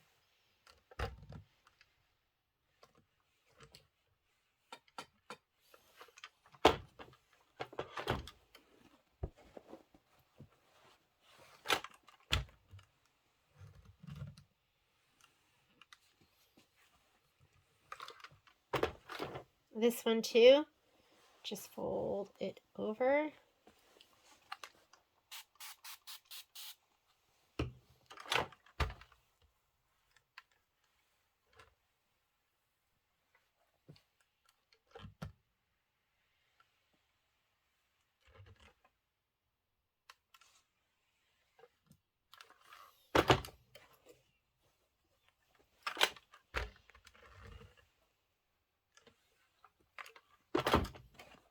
Okay, bunny, bunny. Okay, so we're going to fold this one over, line up the little point with this seam, and then make sure the edges, this edge right here is straight.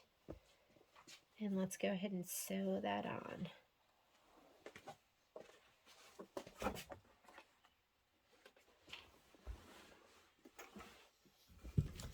Although I think it shifted and moved. Okay, there we go.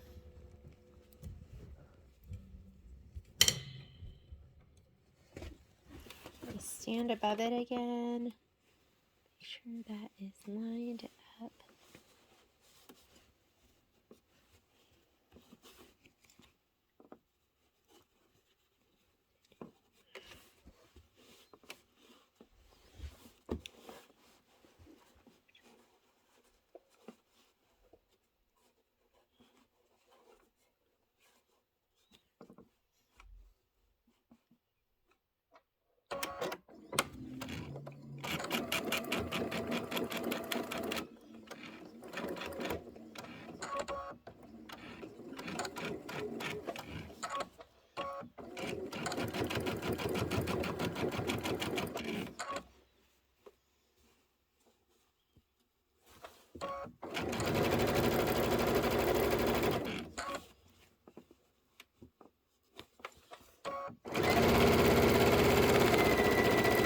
It's thick there. Make sure it doesn't make your project kick out and that your 1/4 inch stitch stays right in line.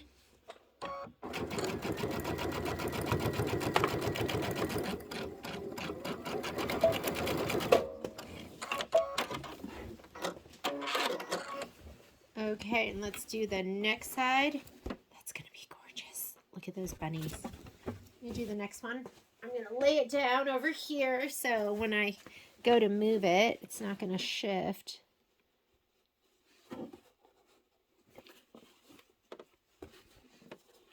Oh my goodness, it's perfect. And that other one I started right from the top, which was kind of risky, right? I'm just gonna start this one from the middle like I did the other ones.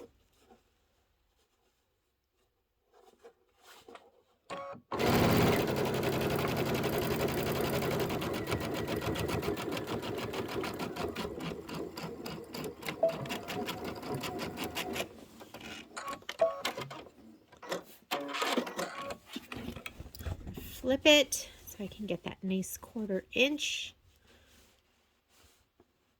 I'll start it from here.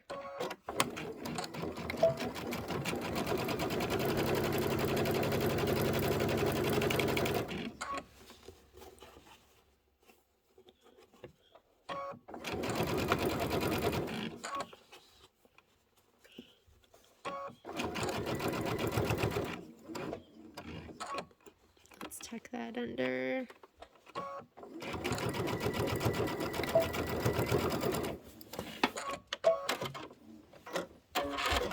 All right. Now I'm going to go ahead and press. Relax that seam. I'm inconsistent. I know some of them I haven't relaxed the seam, some of them I have, some of them I've most of them I've clapped, but if you notice the last one I didn't clap because it just felt like it was laying nicely, so I didn't feel like I needed to. This gets really thick here, so I'm just going to cut it down just a little bit. Right in here gets super thick.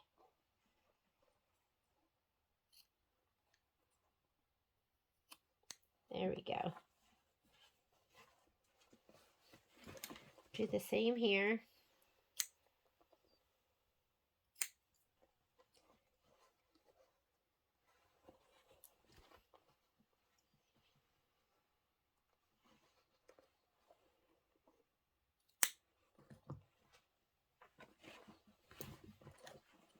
Just clip,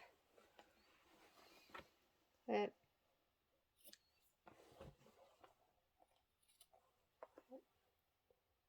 clip.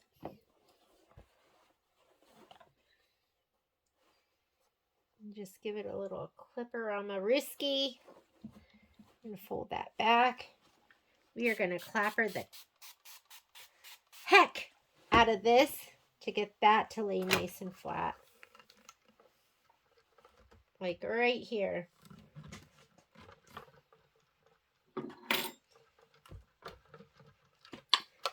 Cutting board, clap.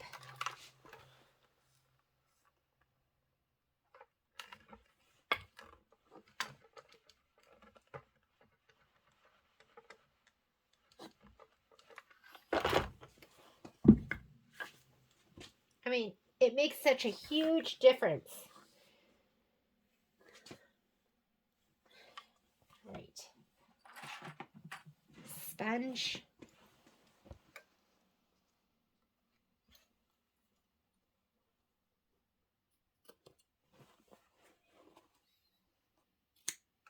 There we go. And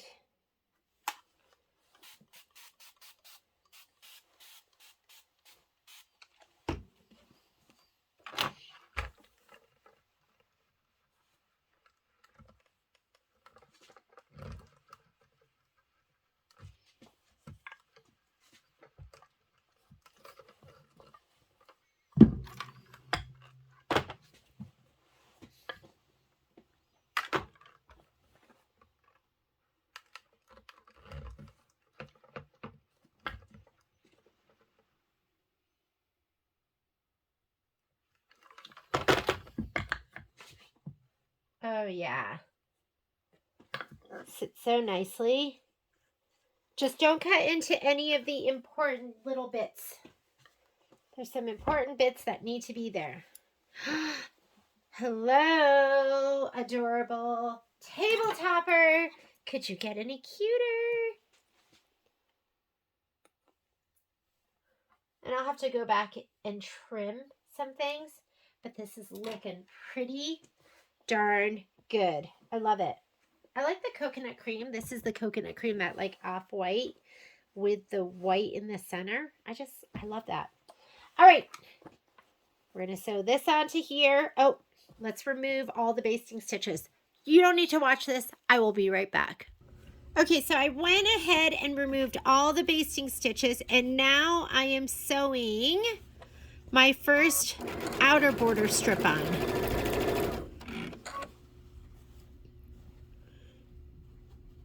As you're sewing this on, check the very end and make sure that it's going to be even. If you need to ease your fabric at all, this is where you want to be doing it. Whoop. Okay, so I have a hump here.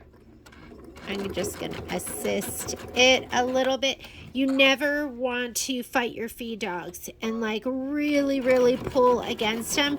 That is how you knock your machine out of time. So a little bit of assistance is fine. You might have to do that every once in a while, but you shouldn't be tugging really, really hard against those feed dogs. All right, and we are done with that side. Let me go ahead and do the opposite side. Very cute, and no basting stitch showing. So it's really important that you remove that basting stitch, because most likely it is going to show. I guess you could maybe move that stitch in a little bit. Okay, again, when we get to that big thick seam where it all comes together in the center, you might have to give it a little bit of help.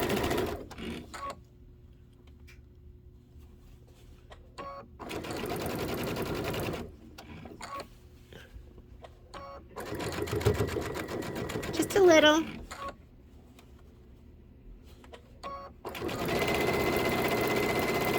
Okay, with your other two strips, you are going to need to sew your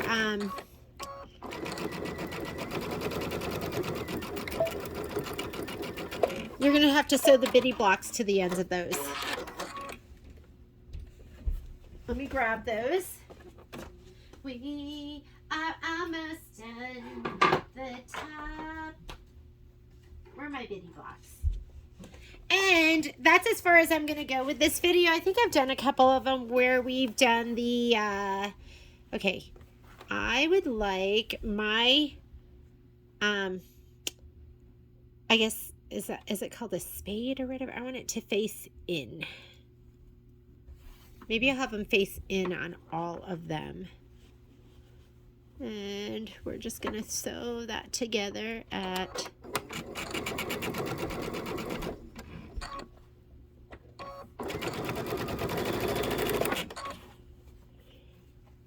this one facing in.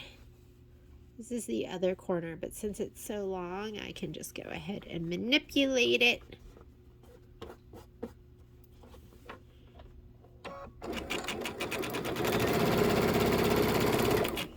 Where's my other one? Here we go. Facing in.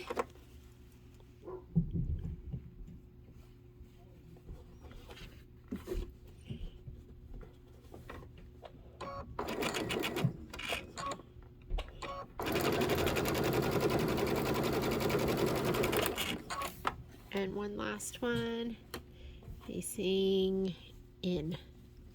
Flip it over.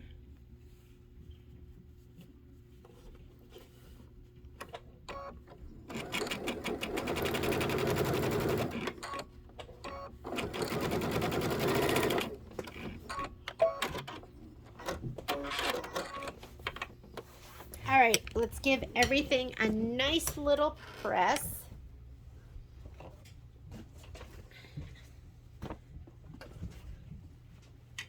Cut these apart.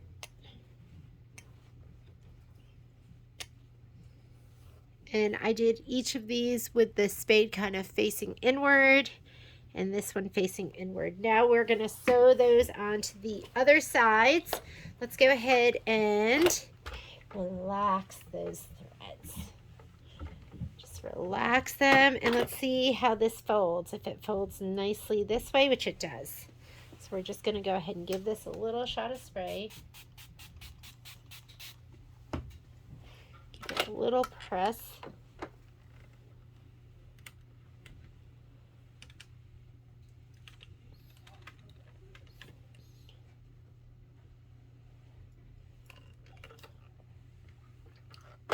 I'm not even going to clapper that. A little press here to make it relax. I'm going to fold it over in a little shot of spray. Just kind of press it down from the front.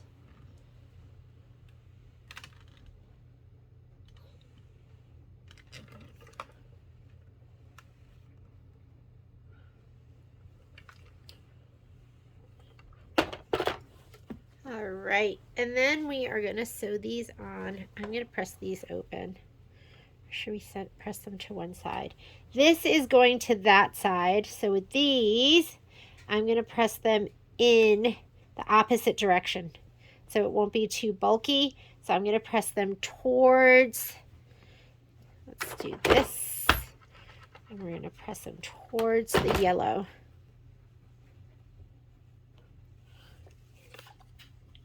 Otherwise, you'll have a double seam and it'll be a quadruple seam. So there we go. And do you see how one seam will go this way and the other seam will go the other way? Same thing with this one. We want to press it this way.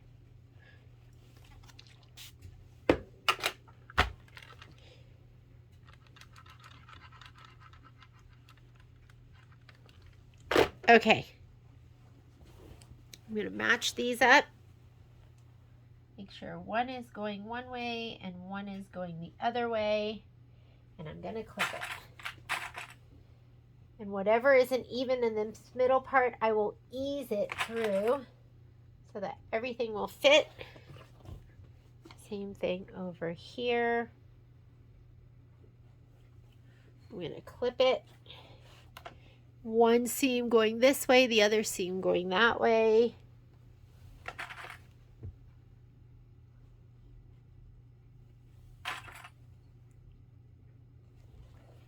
Okay, let's do this one next.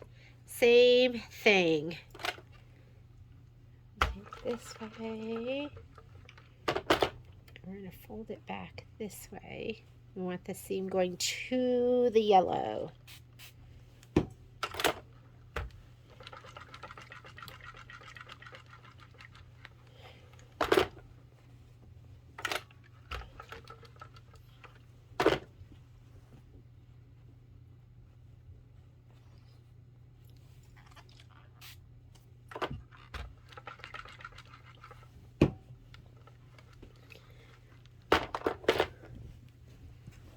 Okay, we're going to do the same thing.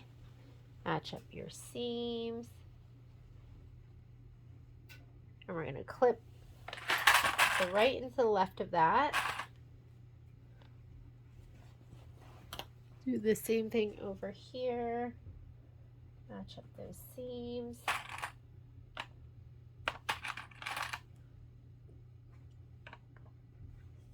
Perfect.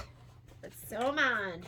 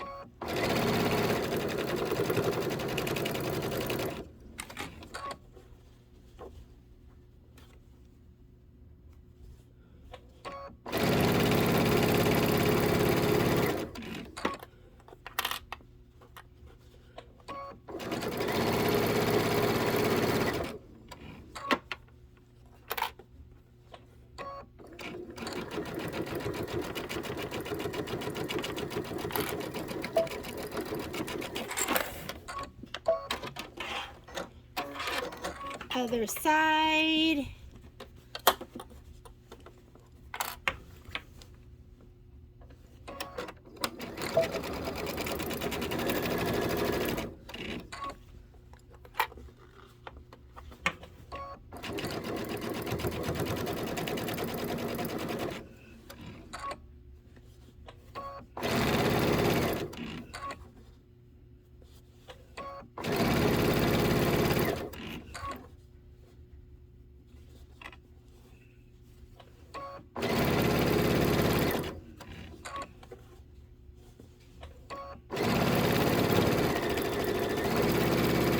And if anything doesn't match, you just choose which line to follow. You know, if it's not exact, you choose.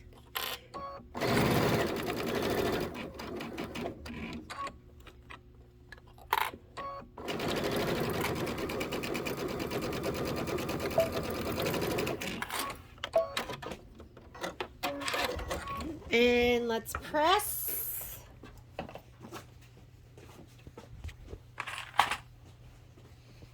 Set your seam, relax it.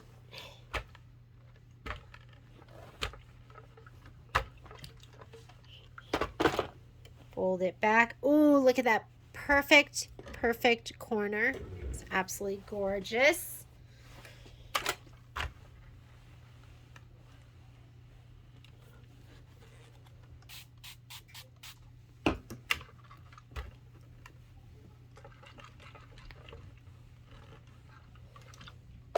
And then the last thing you need to do is you're going to layer it. stitch in the ditch. I would spray it with a little basting spray. Stitch in the ditch and then add your binding and you are done. Part of me feels like, why don't we make this one into a pillow? Would that be fun? Of course, with cording.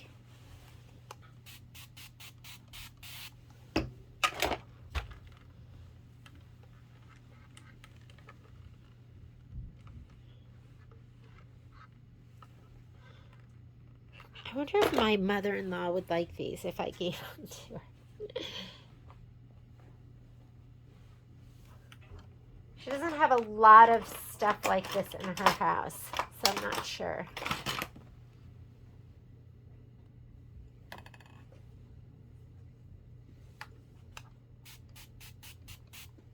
Oh no! Do you see this? I have these pointed out. So I sewed them on wrong, but I don't feel like taking it off, and I don't think anyone is going to look at that.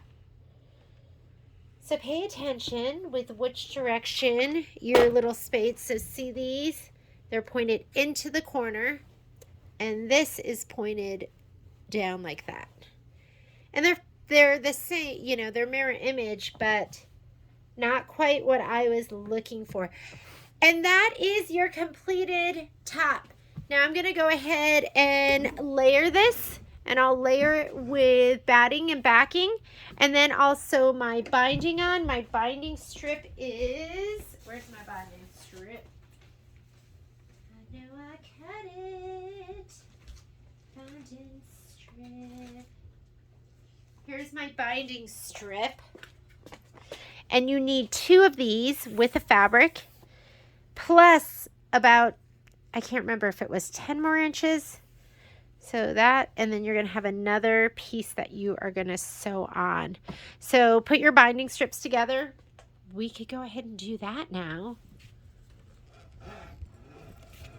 Might as well, right? Let's sew our binding strips together. We are close. We're so close I can taste it. But these are when I get this close, this is when I kind of lose steam. I know, isn't that horrible? I lose steam right about now. I'm going to take this off. Why don't we use the open toe? That way we can see. Or, since I don't know where I put my open toe, we'll just use the regular sole. I'm going to use my guideline, my projected stitch. So it's going to project the stitch for me. There it is.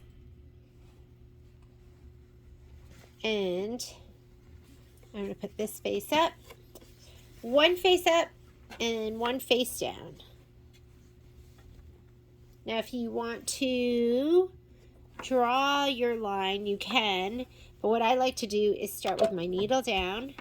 I'm going to put that needle right into the little crook, this little corner.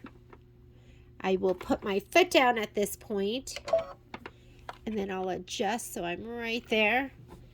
And then my eye will focus on this line, and I will eyeball it to like right here. But then once you get it there, your focus is going to be right on that guideline marker and making sure it stays in that corner. All right. So we have that one. Let's go ahead and sew this end to the other super long strip.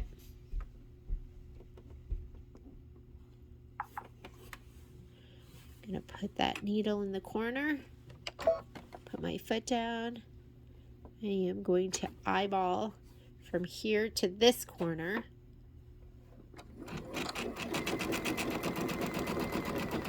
And then my guideline is there. I'm going to focus on that guideline staying in that other corner and cut. And I was piecing at 2.0. If I thought about it, I would have gone ahead and changed that stitch length to 1.8. 1.8 is what I like. We can press this, get it ready.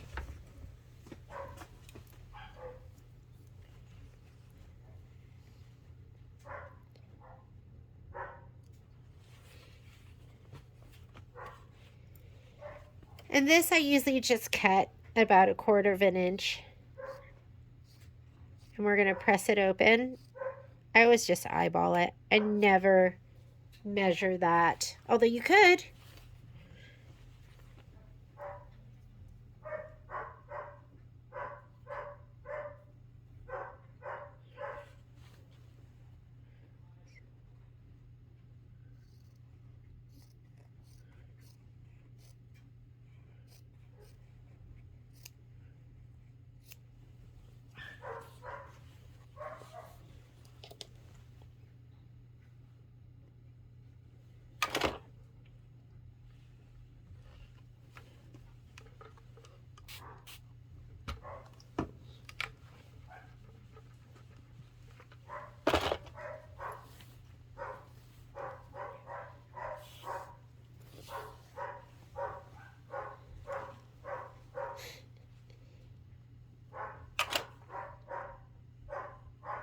Sorry, I know that's super unprofessional,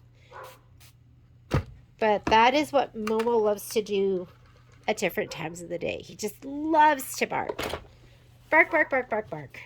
Okay, then we can go ahead and press this over and iron it the whole length, and this is going to be your binding strip.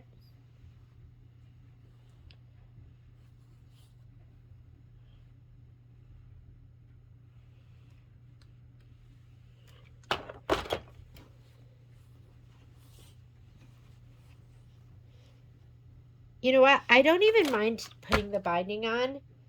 I don't like layering, and I don't like layering or stitching in the dish.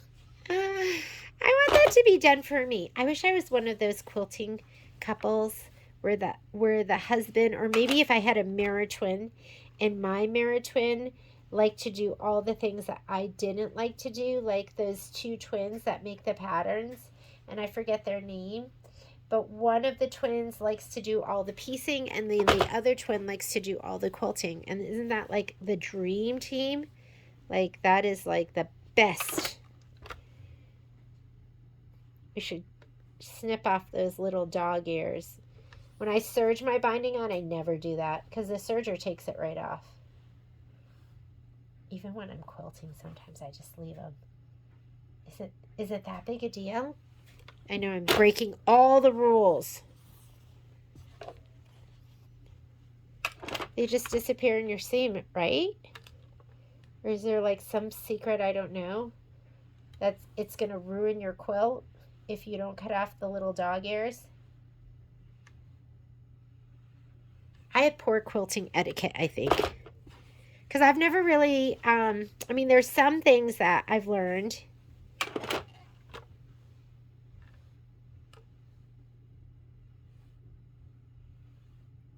Someday I hope to be a quilting queen.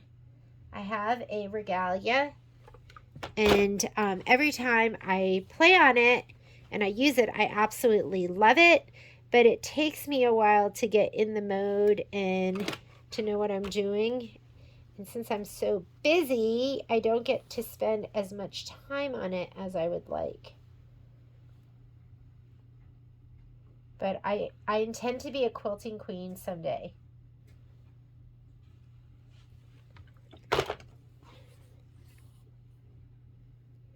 I love free motion. I'm not particularly good at it, but I love it. And I think robotics and custom quilting with robotics is pretty incredible. All right, here is my binding strip. So I'm just going to kind of roll it up for now. I am going to make the back for my, I'm going to make the back right now. I'm going to piece it for the bunny table topper. I mean, look how cute these bunnies are. So these are lighter gray. This is how dark they are with the granite. I just think they're a little sweeter with that lighter gray. And if you really, really, really wanted to make it look Eastery, you could do one of the other fun colors. Like you could do, what is that color? The other, it's like that light blue. You can mix it up. There's lots of ways that you can make this look super Eastery with more pastel-like colors. All right, we are done. I'm going to go ahead and finish the rest on my own. I have my binding strips ready to go. My top is done. The only thing I have to do is layer it and stitch in the ditch, add my binding. Thank you so much for joining me. I will be working on the prep video for May. This is going to be our May table topper, which is absolutely adorable. So I'll do the prep for that hopefully this week sometime. And this sew along is going to be happening the first Monday. I think it's the first Monday in April. And we have kits for this at the store. So if you need a kit, just connect with us and we'll get you one. And I will see you later. And thank you for joining me for the April's Cutie. Bye.